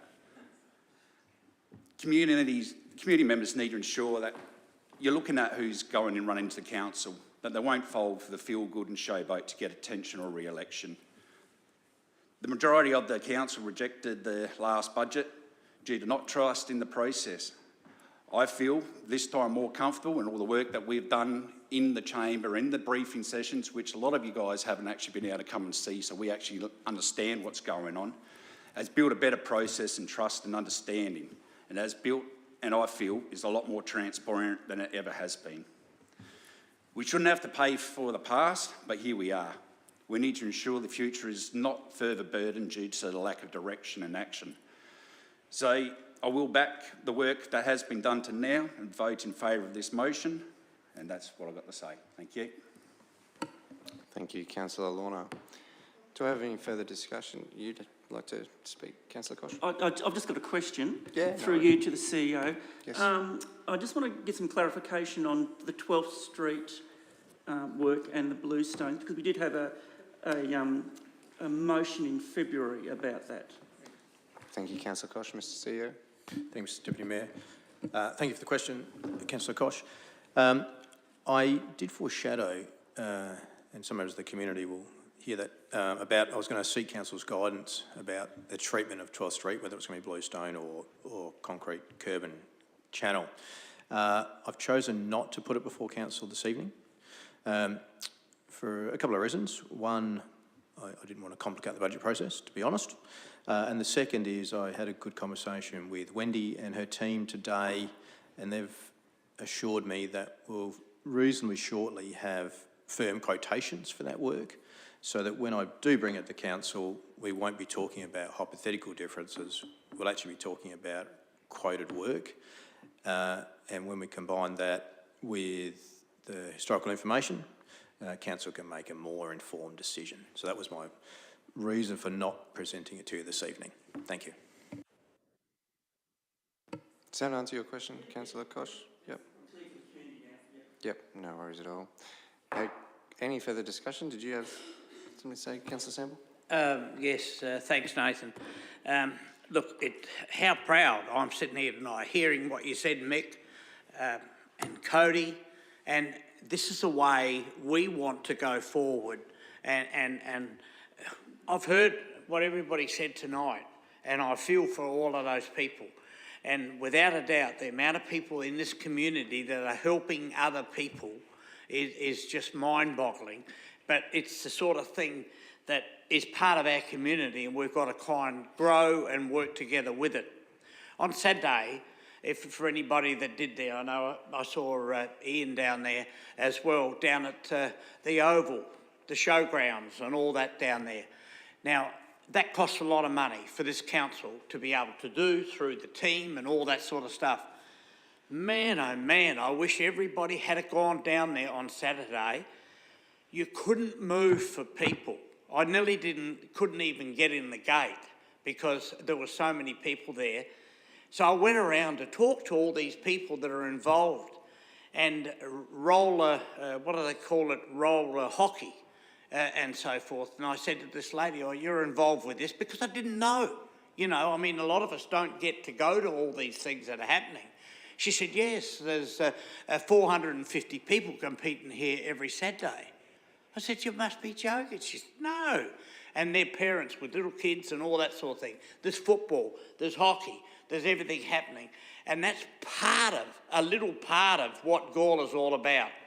And as I said before, I really feel sure now with leadership, we've got strong leadership, we move forward. But we certainly need our community to work and be with us. And then we can share that, as you've heard from the people that we've donated money to tonight to keep their progress. And what about Martin Johnson? Man, oh man, he'd make anybody get up and dance on a table. You know, but you know what it's all about? It's pulling people together. And we as a council have to do that. We have to work together, but we want our community with us. So please, community, come and join us. And there's nothing we can't do. Thank you, Councillor Sample. Councillor Koch? Yeah, thank you. Look, I will be supporting this budget tonight with some reservations. Some caveats? Yeah, a few caveats. I suppose the first one really is to do with the commercial rating. I can understand the logic from the CEO, but I am concerned about the disproportional weighting back onto the smaller businesses as compared to the bigger business, because that's what it was really all about, and it's probably what I spoke about originally anyway. So I would like, as we move forward, that we actually look closely at that and talk to some people, you know, about the, you know, how the machinations of that, how it's actually going to work out. Because I do not want to see the smaller businesses actually not penalised, but I want to see them supported. And because I know the bigger businesses are making a lot of money, the supermarkets, they're raking it in, the big servos are raking it in. They're really doing well here. I do agree with the CEO and about the CPI. The basket of goods that we have to deal with isn't tomatoes and eggs and milk. It's bitumen, it's cement, it's bricks, it's all those things. They're completely different. So I know it's easy to say, oh, the CPI is this and therefore, but you actually have to look at what the local government CPI index is and what this local government actually has to pay for, and it isn't tomatoes and isn't eggs. So I will be, as I said, I will be supporting it, but I'll be looking very closely that next year that we actually look very closely at that the business rating, and that we do consult with the business groups, because I think that's pretty important. And that's it for me. Thank you. Thank you, Councillor Koch. Any further discussion? Councillor White? Thanks, Acting Mayor. Over the past few months, we as a council chamber and staff have reduced the increased council rates, initially from 6% now to 4.9%. Throughout that process, nearly $500,000 worth of operational savings has been found, and now we're endorsing a budget with an operating surplus of $181,000. This same time last year, we were looking at a deficit of $1.6 million. Times are extremely tough for our community, and the rising costs of pretty much everything is difficult for us all. Council isn't immune from this. However, I think we've worked to deliver a budget which I believe is all about balance. Balance between investing in our infrastructure and also maintaining essential services that our community relies on. Balance between preserving the heritage of our beautiful town, but also investing to ensure it continues growing into a thriving community. And balancing between delivering on what our community expects of our town, while also keeping rates as low as possible. Now, last year the average residential rate increase was 6%. This year it's 4.8%. This budget isn't perfect. I think it is a good compromise. I think it does balance financial responsibility with community priorities and long-term financial goals, while keeping the increase to rates as low as we can. Now, I need to admit, this budget isn't sexy, but I am excited about a number of items that are in it, that will be commencing and be delivered in the new financial year. New courts for the Gawler and District Tennis Association, a resurfaced car park at the Tamblin train station with a new footpath connecting it to Evanston Gardens, stormwater improvements commencing planning on Main North Road at Williston, new toilets at Conley Park, waiving burial fees for children, and, as painful and as expensive as it is, finally getting that bloody wall fixed at Pioneer Park. But I'm also conscious this is a budget that asks our community to give a lot. And sadly, what it does now is puts across the town our average rate bill for an average household at over $2,000. Jackie and Nadina, I wanted to speak to you guys directly. I spoke to you last time at our last meeting just to commend you on the work you've done in the community. That flows on. I truly appreciate it, and I think this whole chamber does. I wish we didn't have to pay rates. I really don't. I'm a young person, I'm 22. You know, I look at my parents and my grandparents when they were my age and the sort of possibilities, and I know there's a rhetoric around young people are entitled and that sort of thing, but I work full time, I get paid for being on council. You know, I'm very lucky in many aspects, and I can't afford to live. So I can't even begin to comprehend what it's like for members of our community that are less fortunate than me. I didn't get into this role to be liked. I didn't get into this role to make the easy decisions. I got into this role because this community gave me so much, and I thought this was one way I could give back. And as part of that, I have to listen to you guys, and I have to listen to the hundreds of members of the community that have spoken up during this budgeting process. But in the same breath, I also have to listen to the thousands of kids that use our sporting facilities, the people along Main North Road at Williston that when it rains it floods in their driveways, people that value the open spaces in our town, people that have been crying out for a footpath out the front of their place so they can push their pusher down the road. And it's just an impossible task. It really is. But it's one that I put my hand up, and it's one that I'm going to own and make decisions about. The system we have isn't perfect by any means. The way that we judge council rates based on property value, not necessarily on income, not necessarily on people's sort of status I believe is flawed, but unfortunately that's the system we've got to work with. I think, given all of those factors, given the tremendous community impact, but also given the work that has been going on behind the scenes in regards to council as a business and trying to be sustainable into the future, this is the best possible option.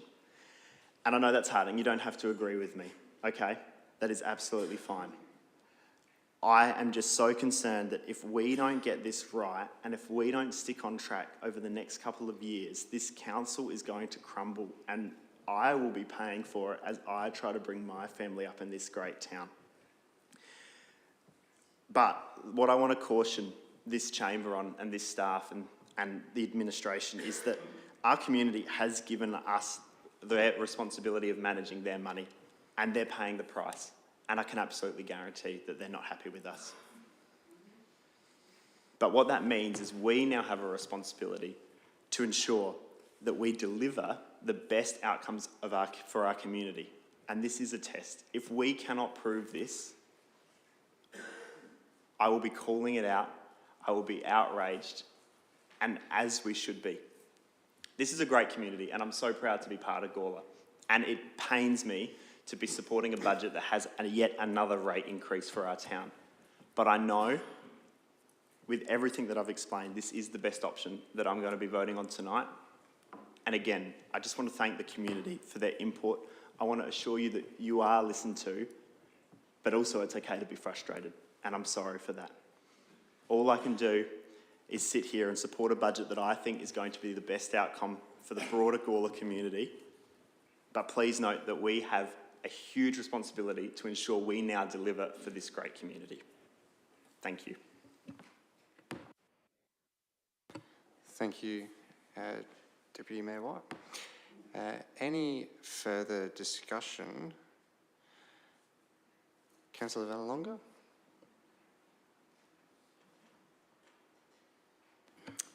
I'm sorry, guys, but I disagree with all of you.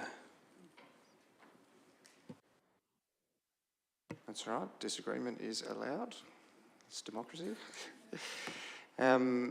If there's no further discussion, before Councillor Davies, you close the debate, I might just say a few things as well, just around, I guess, the process and what has brought this elected member around. Some in the chamber will know that I've been banging my head against the wall for many, many years.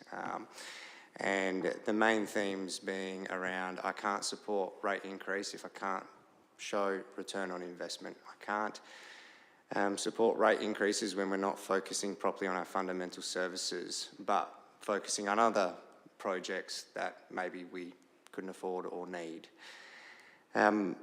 This process has been a long, drawn out one to start seeing a council that is looking at their fundamental services and what their fundamental services will look like into the future.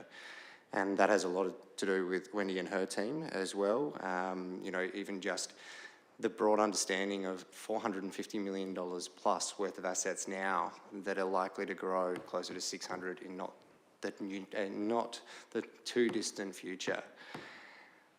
I think not acknowledging that and investing in that would be remiss of us.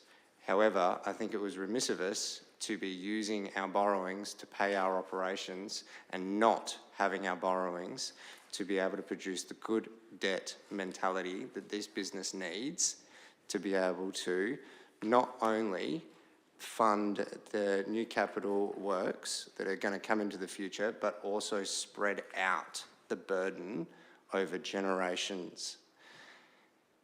The staffing population and staff review has been another thing that has always been on my radar. I didn't like the idea of just hiring for hiring's sake because we say we're a growth council. This has now been showing, and the savings that are sustainable around the staffing increases or staffing positions are under constant review. Someone retires, we review the position, and then we go, is it still a core fundamental service? It's not? Okay, well, let's re-look at that, and maybe that doesn't exist anymore. That is some other operational savings that we've benefited from in this budget process. Our audit and risk, liking the way we're finally talking and looking in this space in our business turnaround sentiment. You know, for me, I'm a commercial ratepayer and a residential ratepayer. And trust me, that doesn't mean I'm loaded. I am You know, I'm working 70 to 80 hours a week to make sure that all my mortgages are fed and making sure that my rate bills are paid. So I don't want rate increases. But for me, a lot like Councillor Lorna, the best council for me is one that I personally don't have to be on because it's operating as the business that I know it can. But unfortunately, this business hasn't been in a position where we're starting to look at these things properly. And what I'm investing in, not only in time, stress, and the rest, is finally starting to see we're getting the right people in the right rooms, and we're going to start seeing some of those milestones that we do need to meet that are clearly identified in our long-term financial plans, the way that they need to be met to meet the expectations of not only me, but my girls that play netball on Saturday, use swimming pools and all the rest, because the on average $93 for the residential rate rise on average, that to me is a balanced way of investing in not only this budget, but a strategy moving into the next 5 to 10. So that's why this has my support. Not that I get a vote unless it goes to casting. But there has been a lot of work to get us to this position. So thank you, members, for indulging me in the ability to be able to speak. I am still balancing the not being able to debate. But Councillor Davies, would you like to close the debate? Sure, I guess I'll keep it brief because there's been a couple of great, thanks everyone for speaking. Thanks to our new Deputy Mayor for his beautiful presentation. Look, I think this is, I think the fact that people are changing, evolving in their views, in, you know, taking in feedback, I think it's proof that everyone is taking in feedback. They're taking in feedback from the community, they're taking in feedback from the staff, they're taking in feedback from external bodies and external audits, learning new information and coming to a new conclusion. And I think that is fundamentally what we're elected to do.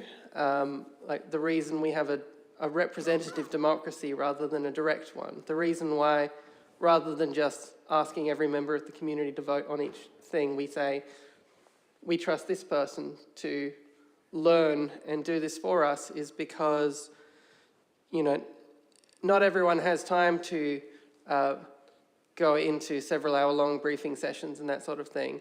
But the fact that we do, and then we listen, and then we try to communicate that back to the community and help everyone feel more involved and more informed, I think is a sign of a very well-functioning system. And so I hope that we can continue to be robust like that into the future. So please vote for the motion. Thank you, Councillor Davies. The debate is now closed. I will put that motion. All those in favour? That is, all those against? That is carried. I'd like to call a division. The vote is set aside. Councillor Vallelonga has called a division. All those in favour, if you could please stand. So that is Councillor Davies, Deputy Mayor White, Councillor Paul Kosh, Councillor Mick Lorna and Councillor Brian Samble. Those against is Councillor Vallelonga. The motion is carried.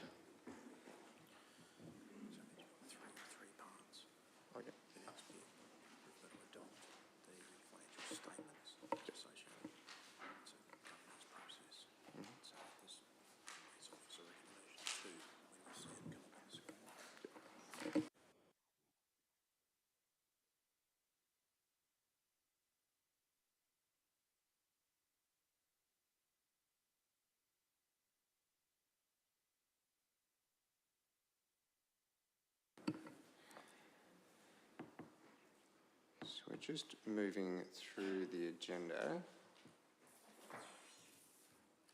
We now have, I'll just wait for the minute.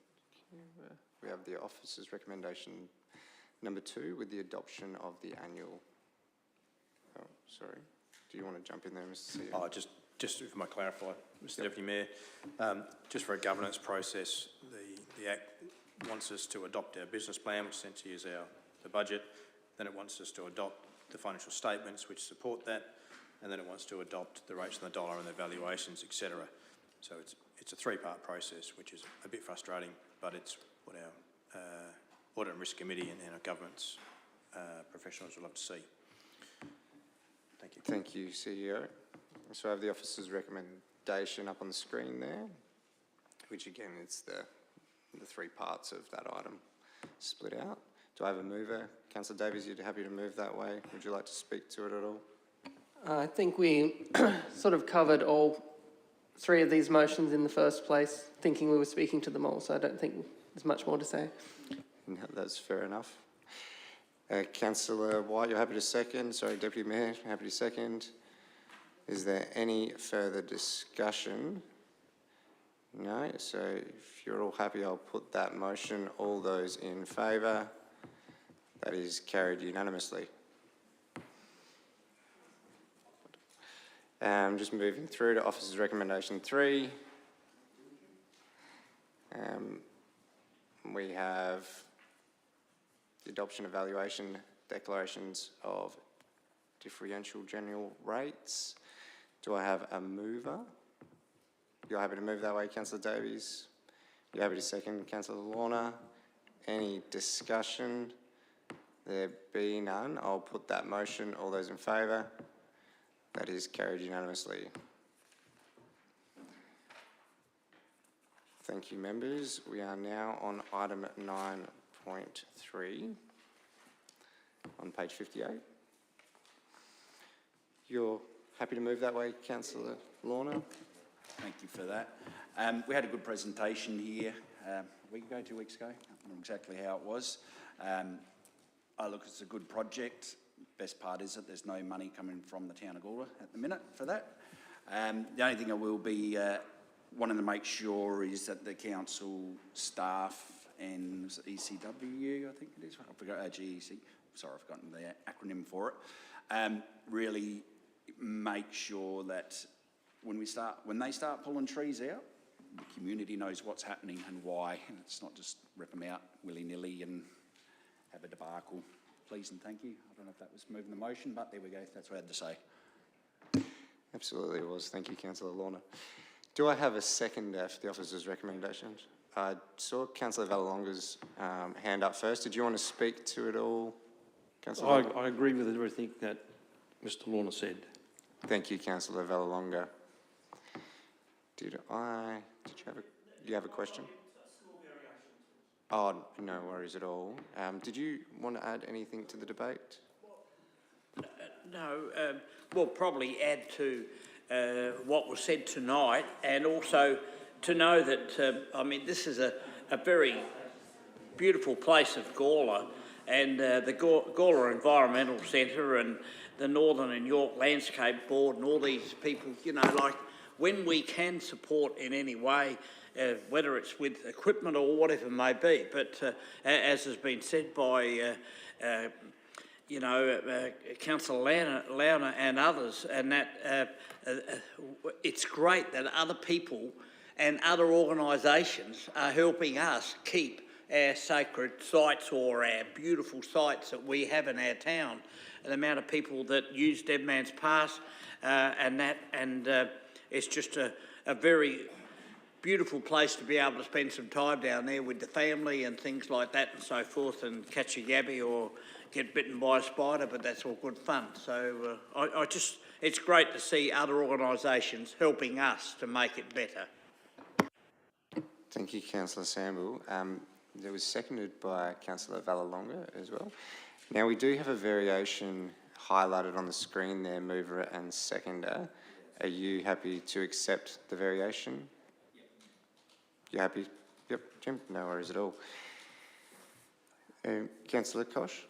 Yeah, I just want to talk to the variation. I just want to make sure everyone's clear that the first stage would take between 1 to 3 years, because what you're trying to do is it's habitat restoration, and it takes time. So the woody weeds or the woody plants come out, and the shrubby things, and then you tend to have a succession of weeds. So you need to control those. You need to plant things so that then they grow and try to dominate, etc. So that first stage could take 3 years. So people really clarify that it's 3 years, not just 1 year. And also want to say I think it's a really good project. In particular, it's going to bring in the community groups, for example, the firewood harvesting. Like a lot of footy clubs get into that. I know the Anguston Footy Club did it when they took some trees down at Anguston. They got the trees up there, chopped them up, made some money. So there's an opportunity for clubs or community groups to actually get a benefit from the wood, because it's like $500 a tonne. So, I mean, there's some really good environmental benefits and there's some financial benefits for community groups as well. So it's a good project overall. Thank you. I think it's a win-win-win, absolutely. Now, thank you, Councillor Koch, for those words. Did I have any further discussion? If there be none, Councillor Lorna, are you happy for me to put that motion? Yep. All right, I'll put that motion. All those in favour? That is carried unanimously. Thank you, members. Just noting the times, 9:15. I think we might just have a quick 10-minute break. And we'll come back in at 9:27. Thank you.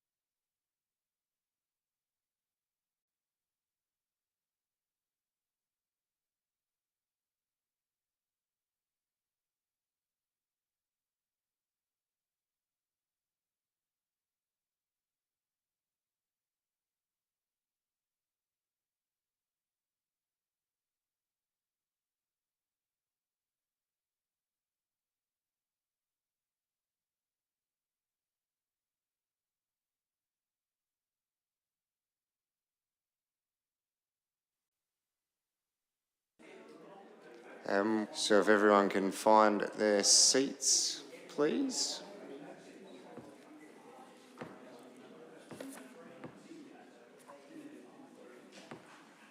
Look, he's still rough. This is not a park run.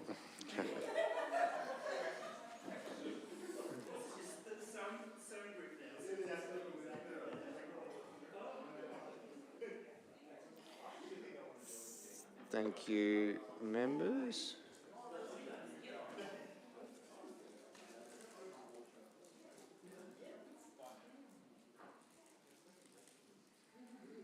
Just wait for the screen to come back up.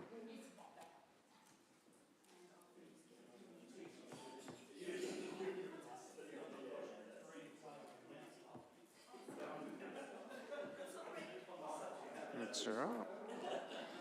All right. Thank you, members.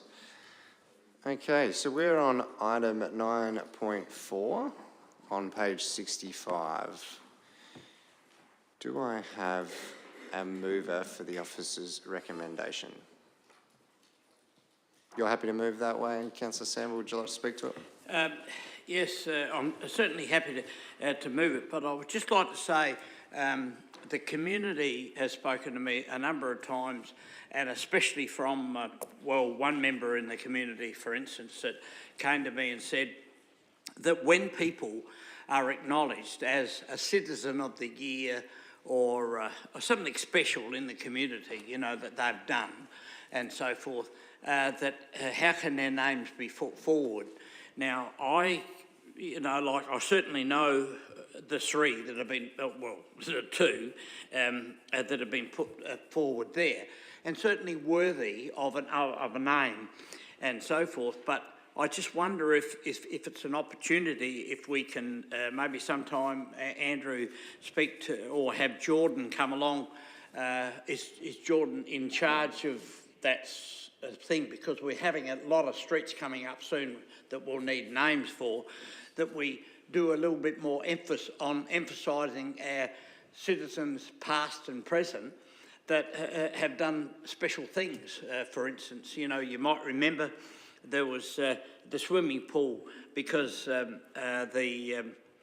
was trying to think of the first person, but then Trevor Bellchambers, it was called the Trevor Bellchambers Swimming Centre, and that was changed and went away. And you know, like if we're going to name things or places, streets is the easiest way around to acknowledge that they've been part of our town and active in it, sort of thing. So I'm just wondering if there's some other way that we can throw it out to the community for them to let us know, you know, about somebody that's special. I think of one person in particular, John Thorpe. John Thorpe, a pretty legendary bloke, and been involved with many things in the community, you know, and you know, there's not a Thorpe Street anywhere, you know, or a Thorpe Lane or Pug Hole or something. We don't want to do that, but John. But I'm just thinking that if we could come up with a few of the names, like Corton Street and all that sort of stuff and so forth, and Coston and La Bush and Quarry View. Well, I don't know who that is, but I mean, to me, it's just because of where the road is, it goes over the quarry or whatever, you know. So I'd certainly like to move this motion and ask for support. Thank you, Councillor Samble, and I'm more than happy to work with you on a potential motion in the future. Or CEO Chris has something to say. Thank you, Mr. Deputy Mayor. I've actually had a good conversation with the team. The problem we've got is a lack of names on the register, and even though we went out to the community, we didn't get many back. So the team now, we're going to take a proactive approach, and we're actually probably going to put together a batch of suggestions for council. And one of the things I will follow up with the team is perhaps revisiting the last X amount of, whether it's Citizens of the Year, or we'll have a look at other recognisable events that have occurred. But we'll have to seek the permission. It's just part of our policy. We've got to get the permission to make sure they're happy for their name to be on a street sign. And then the team can put forward a batch of options to council to consider to add to their list. So we'll take that on board. I think that answers your question. And just in regards to the Quarry View one, that's actually a part of a almost an internal private road over a development that happened, and that was a recommendation of the community's title. The Torrens Title Group. Yep. That put that forward to give a bit of homage to the area that development was undertaken. But it is a private road, and it is it's for finding bins and the like. So it's not a public road, that one. Yep. Do I have a seconder for this? You're happy to second, Councillor Lorna. Any discussion? Brian's covered it all. No worries. Councillor Kosh, you had a... Yeah, look, I just want to comment. Yeah, I agree with what Brian was saying. I just want to point out, I think it was at Marrow Avenue, that was named after a lady, girl at the time, that was the ducks of the first ducks at the high school. So there is this link between people doing good things and then roads named after them. So I'm sure that's the story behind Marrow Avenue. Mm. Thank you, Councillor Kosh. Councillor Vallelonga, you'd like to speak? Yeah, I'll speak a bit longer now. No, you're up.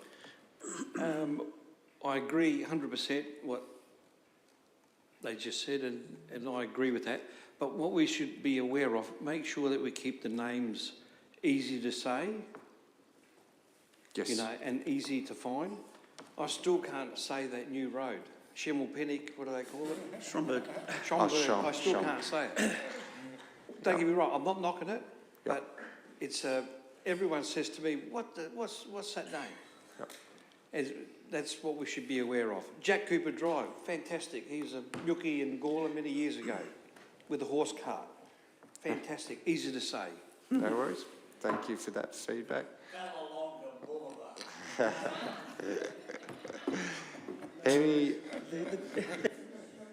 Any further discussion on the officer's recommendation? If there be none, Councillor Samble, are you happy for me to put that motion? I'll put that motion. All those in favour? That is carried unanimously. Thank you, members. We have item 9.5 on page 84. Do I have a mover for the officer's recommendation? Councillor Vallelonga, you're happy to move? Any discussion from you, Councillor Vallelonga? No. You're happy to second, Deputy Mayor White? Would you like to speak? Yeah, thanks, Acting Mayor. No, I just would really like to commend Chia and her team, as well as the Youth Advisory Committee. They've done a lot of work over the past few months in revising the Youth Development Plan. I think that the previous Youth Development Plan was a good document, but had quite a lot of motherhood statements and was quite broad, and the actions achievable, while they were had merit, were a little bit hard to measure. I think the revised plan actually has some really key measures that were guided by young people in the town, which is fantastic. And I look forward to continuing working with the YAC and achieving these over the next period of time. So yeah, thank you, Chia, and to your team, and yeah, thank you to the Youth Advisory Committee members as well. Thank you, Deputy Mayor. Any further discussion on the officer's recommendation? There be none. Councillor Vallelonga, are you happy for me to close the debate? I'll put that motion. All those in favour? That is carried unanimously. Thank you. And moving on to item 9.6. We have the officer's recommendation, looking for a mover on this update report.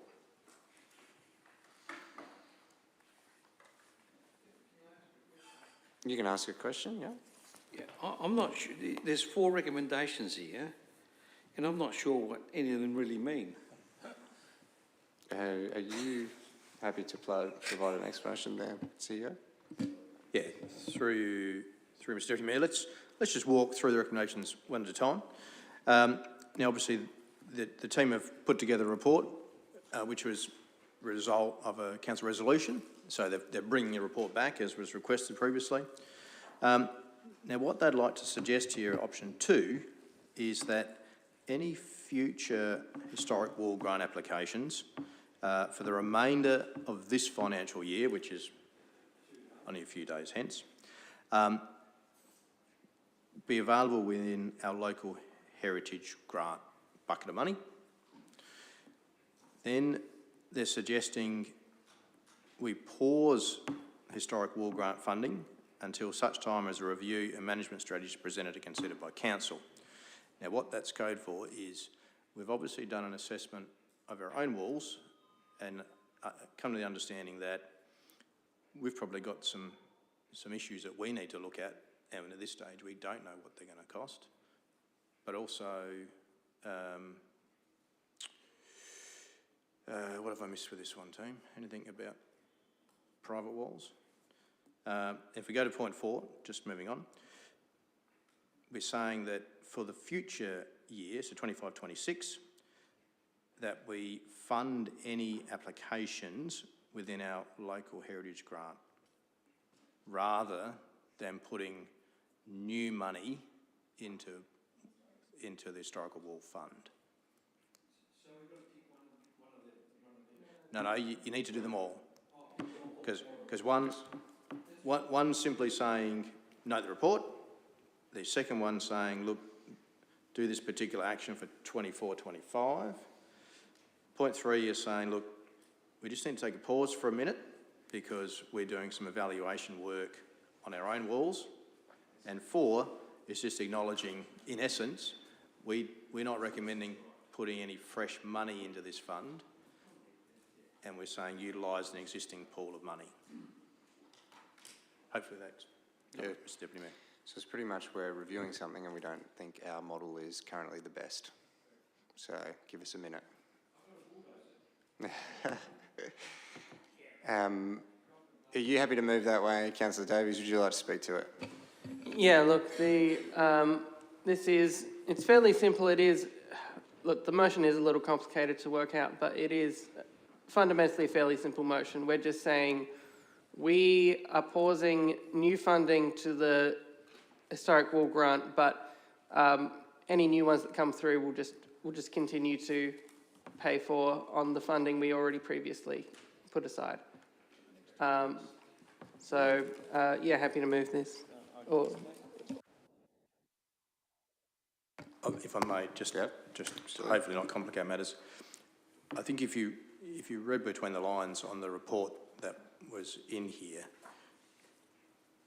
whilst we're still waiting for the definitive assessment of our own walls, we are foreshadowing that we are going to have an issue with our own walls, and it won't be cheap. Now, we won't know the magnitude until we've received a further report, but we know we certainly, every wall is going to need some work, just the degree is unknown at this point. Does that answer everyone's question? Yep. Okay, so you were happy to move that way, Councillor Davies. I'm looking for a seconder. Councillor Vallelonga, you're happy to second. Did you have any comments you wanted to add, Councillor Vallelonga? No. Any discussion? Councillor Koch. Yeah, look, I've got some questions about the actions, actions 1 and 2 and probably 3. It notes there that you'll be getting it audited by structural engineers. But what about experienced and qualified stonemasons? Because there's plenty of times when structural engineers don't necessarily understand the nuances of stonework. I mean, I've had situations where I'm working on a project at the moment where a structural engineer said, oh, you need to knock it down.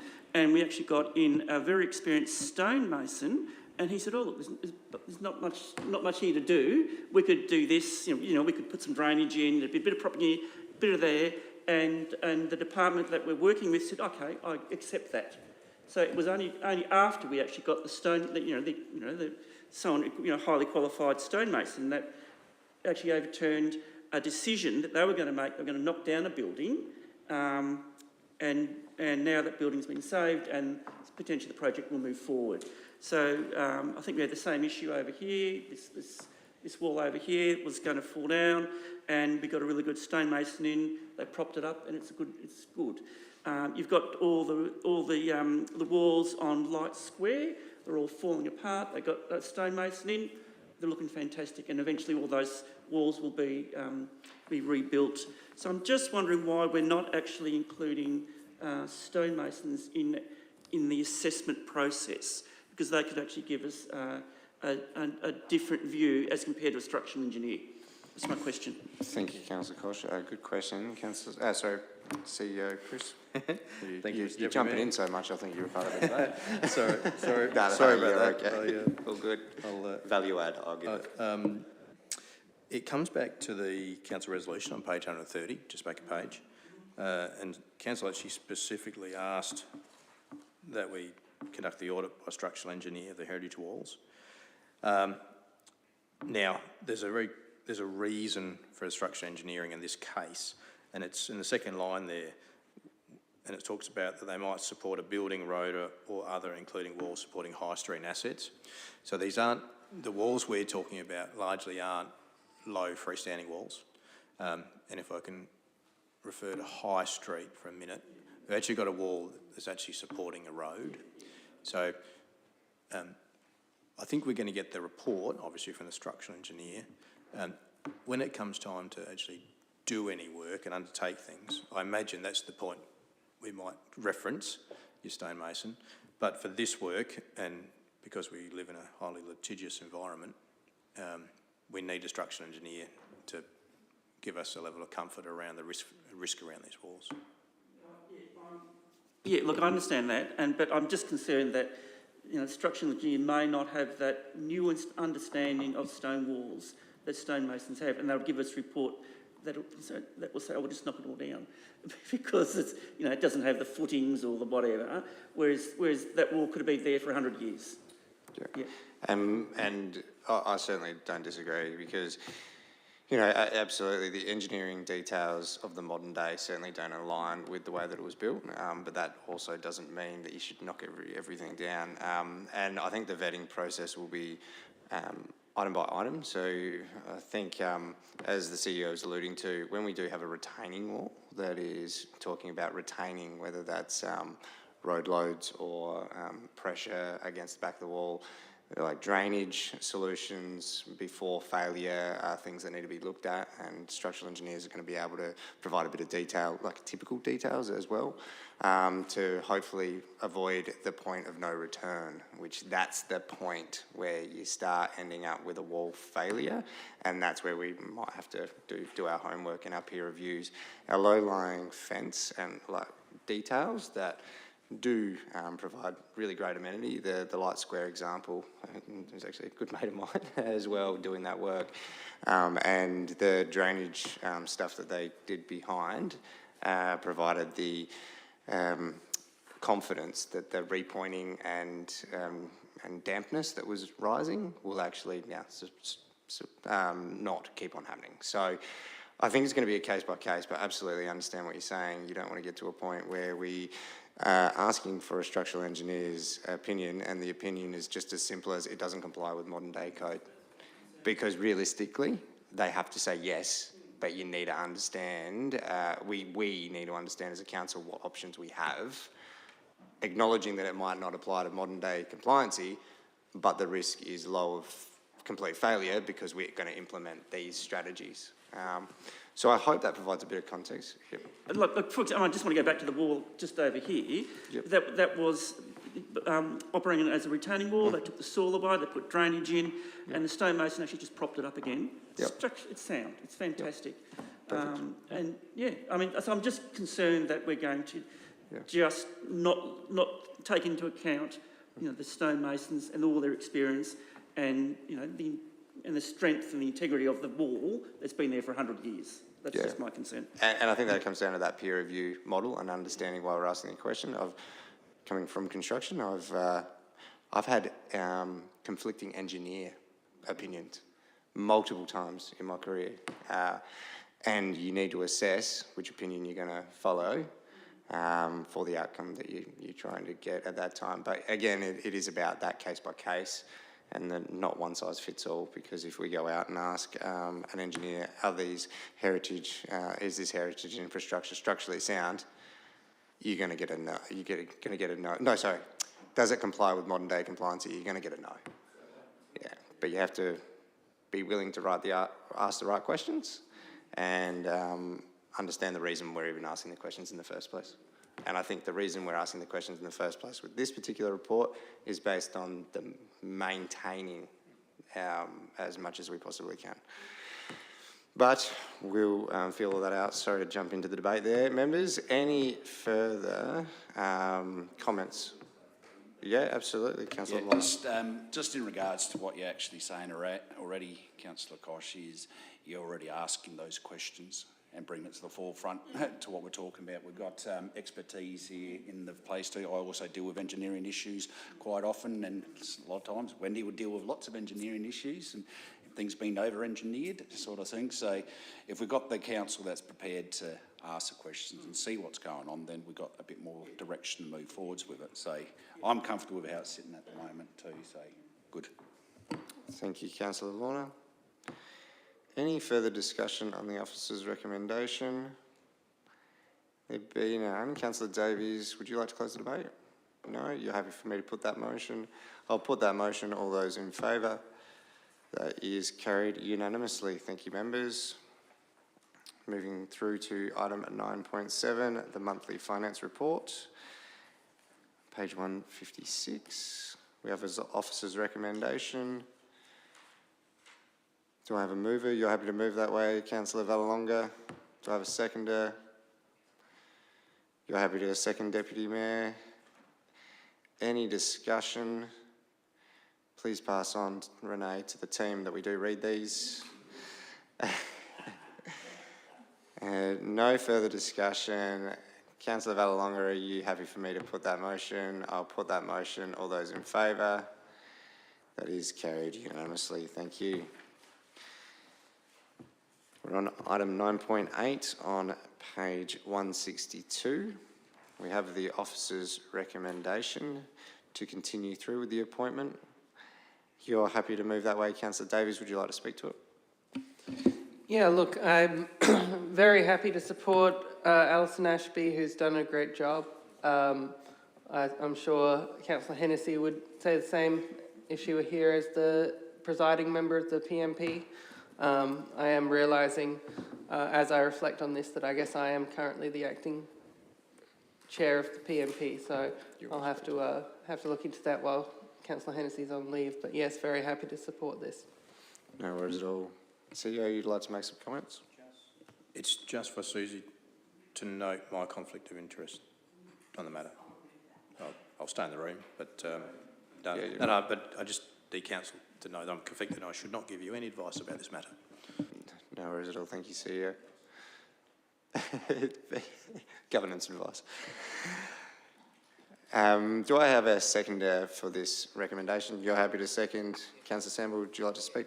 And also to support Cody's words with Helen, and I sort of sat in a couple of times on it just to make sure they don't build him up and send him away. I want him to stay for a lot longer, and that sort of thing. But she's very, very positive in her comments. You know, like I think sometimes, I think when I first went, I thought, what's she doing there? She's not sort of saying a lot, but when she does, she knows exactly what she's talking about. And I think, Chris, you've always been very impressed with her too.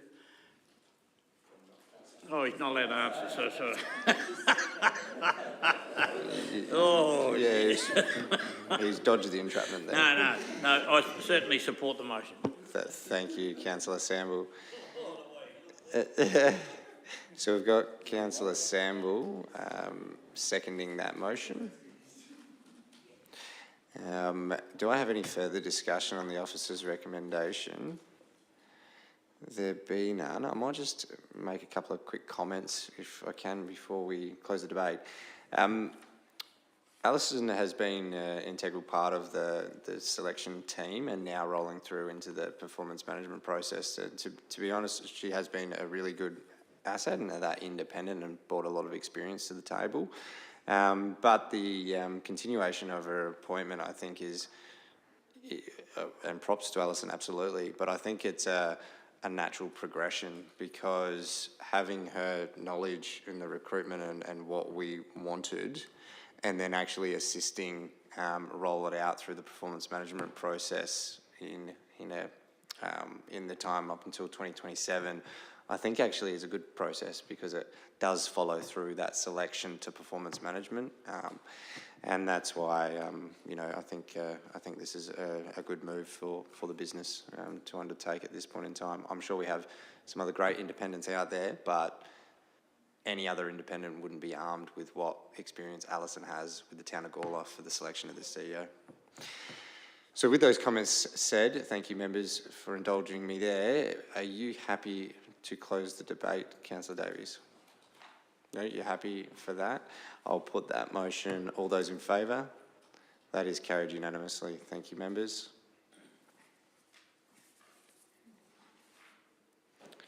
Okay, so we're moving down our agenda. We have information reports, Neil.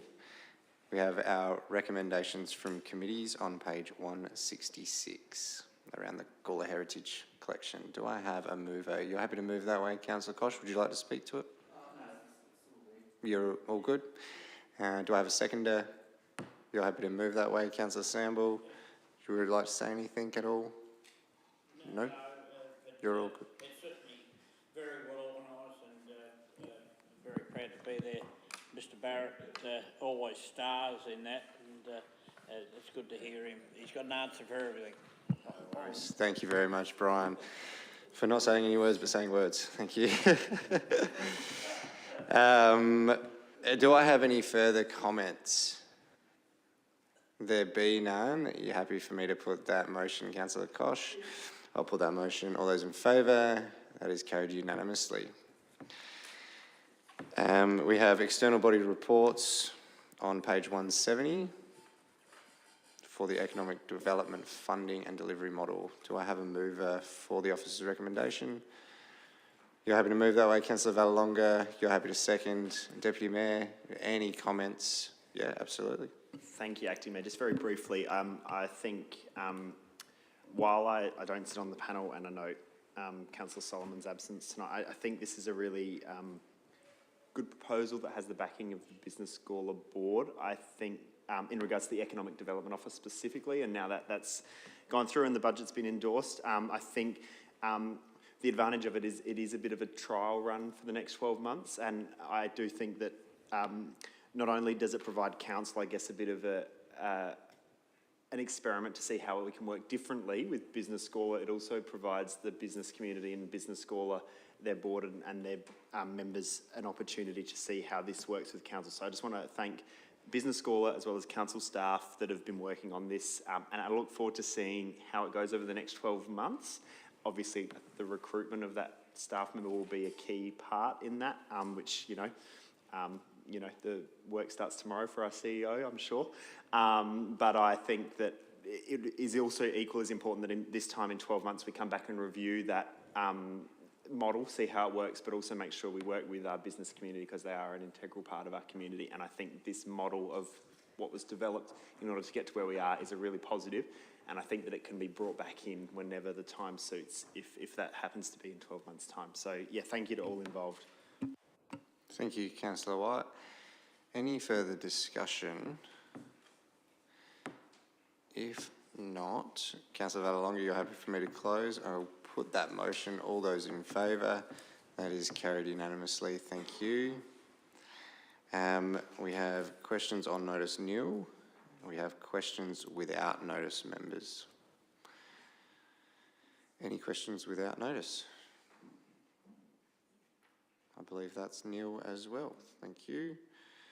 Motions on notice, we have nil. Any motions without notice, members? Councillor Davies? Sorry, just on acknowledging the passing of a former member of council in this past month. I thought might be worthwhile. Ian Skews. Okay, yeah. So you'd like a motion without notice that council, you just want to wordsmith something up, acknowledge the passing of Ian Skews. Sorry. Give me a second. I'll just wait for the words to come up on the screen.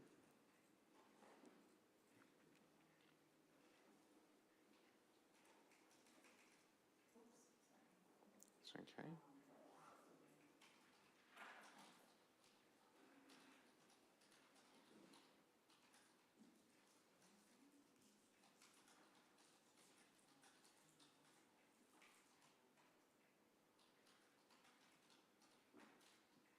do you want to direct any of us to pass on our condolences?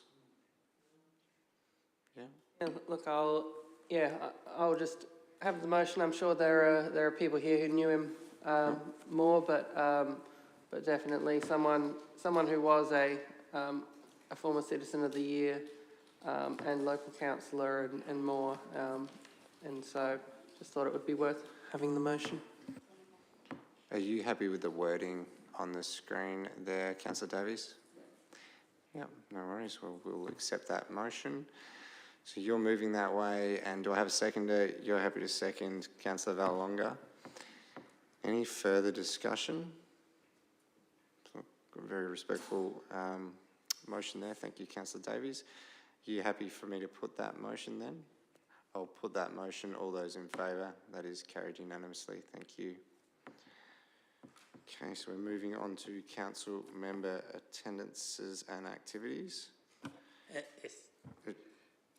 You haven't got a slideshow. I haven't got a slideshow tonight, but I'll be quick. Yeah, no, absolutely. The last week I was in the doghouse. I took my wife on a trip up the Flinders and Outback, and I also made it a point to call into councils.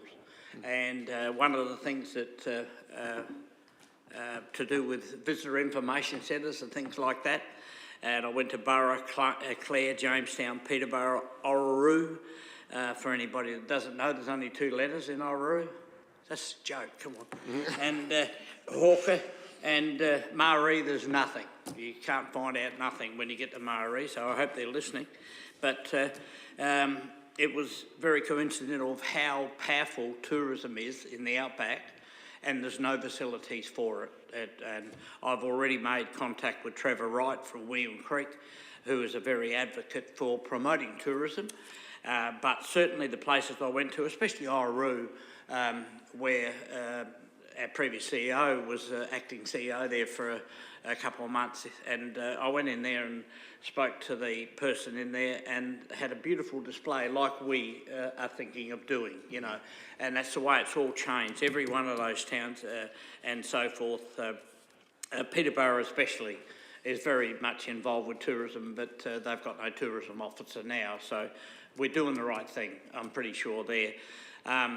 By way of why we went was not only to get up and see the outback and everything, and went up the Birdsfield track to the Cooper's Crossing, and at the moment the floodwaters are coming down 6 kilometres wide. They're coming down from Inaminka. To see it blows your mind. And when it gets to the Birdsfield track, they're going to have to put a ferry in if they need to go up to Mungarani, which is the only town. But that doesn't look like it's going to happen now, because the only business is at Mungarani. And all the property owners have all got aeroplanes, so they don't care about the road. We walked across the creek, which is 5 kilometres wide, and in probably 5 to 6 days, so Mr. Wright told me that is going to be 5 metres deep by 5 kilometres wide. So anybody wants to do something, to see something unique in a lifetime, go for a trip up there. And when they tell you the roads are had it and blocked, I took my son's ute up, you know, Gawler Body Works on the side, and cruising along 100 k's an hour all the way. It's like a super highway. You could have a two-wheel car. We had a fantastic time. I'm back in the good books, and it was a fantastic break. But to visit the councils and just have a chat to them, and I think any of you, whenever you're out anywhere, take time out to go and visit another council. Go to another council meeting. I think that's important too, and I've found it very rewarding, especially with the other council that I pay rates to, the Goyder Council, and I find their meetings are very different, and you can pick things up, even at my old fart age, so it's good. So it's been a great time, so I hope somebody else has got... I've got no slides tonight, sorry. Yeah. Thank you, Councillor Samble. So what I'm taking away is you went on a self-appointed recon mission of our Visitor Information Centre as your job as an elected member. Perfect. Thank you very much.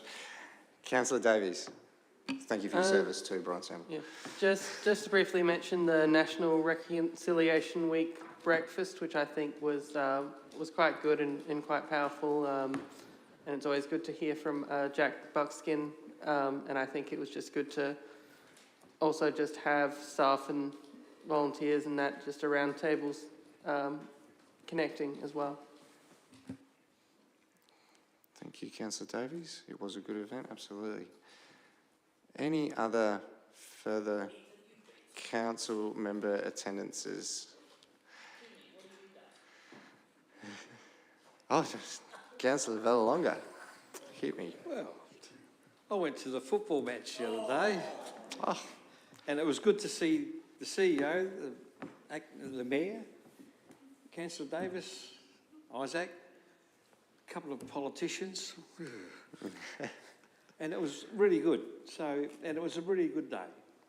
And nice to see you guys coming out too. Yeah. No, I think I've been to the Gawler Central Sponsors Day for the last few years in a row, actually. Usually it's only Tony that comes, so I'm glad Tony and yourself popped out. It was good. Yeah, he was there, absolutely. Thank you, Councillor Vallelonga. Any other council or, elected member activities? So, if there be none, I might just jot a couple of dot points down for myself, which I know is probably against the norm, but I'll also just point out that we went to the Gawler Central's Football Club Sponsors Day. I was actually asked to deliver a speech, and my theme was around making sure that we're partnering with our state and federal governments to ensure a social infrastructure rollout strategy that we can all be proud of and most importantly afford. And also what importance I see grassroots sporting programs playing in our community, which I think we all agree with that as well. We met with Minister Champion a couple of weeks ago and just kept on pushing our agenda in relation to making sure that our rate mixes and growth that is coming are actually sustainable, and what early infrastructure delivery looks like. Not only social infrastructure, but roads, stormwater, all those things as well. And every chance I'll get, I'll keep on pushing that employment zone and residential rate payer, so commercial rates and residential rate mix, because the more commercial rates we have, the less impost we put on to our residential ratepayers, and also have a little bit of funding that we can invest back into social outcomes. I was at the reconciliation breakfast with Councillor Davies as well. I thought that was a good event. It was also great, not only the topic, but also just to have all the staff in the room. Councillor Semble, you were there as well, and just sharing a coffee and just having a quick chat. I was in and I was out because it was work hours as well, but I managed to just sneak in between a site meeting and from my office. I know there's a whole bunch of other dot points to add, but I just thought they were some key ones just to chuck in over the last month. Any other? Susie, you had a question? Just a statement for the benefit of members. If they want to take some time to write down a couple of events prior to the meeting, I'm happy to pop them in there just so they don't have to recollect things on the spot. Yep. No worries at all. Thank you, Susie, for that advice. I have to vet your slides, Brian. That's what that means. Any other that would like to add in? If there's not, we don't have to move a motion to accept any of that. Okay, we'll move on to our confidential reports. So, members, I'll be looking for a mover. Oh, there is Neil. There is Neil. I actually worried myself. My apologies. My apologies. You saw me looking around for my pink packet.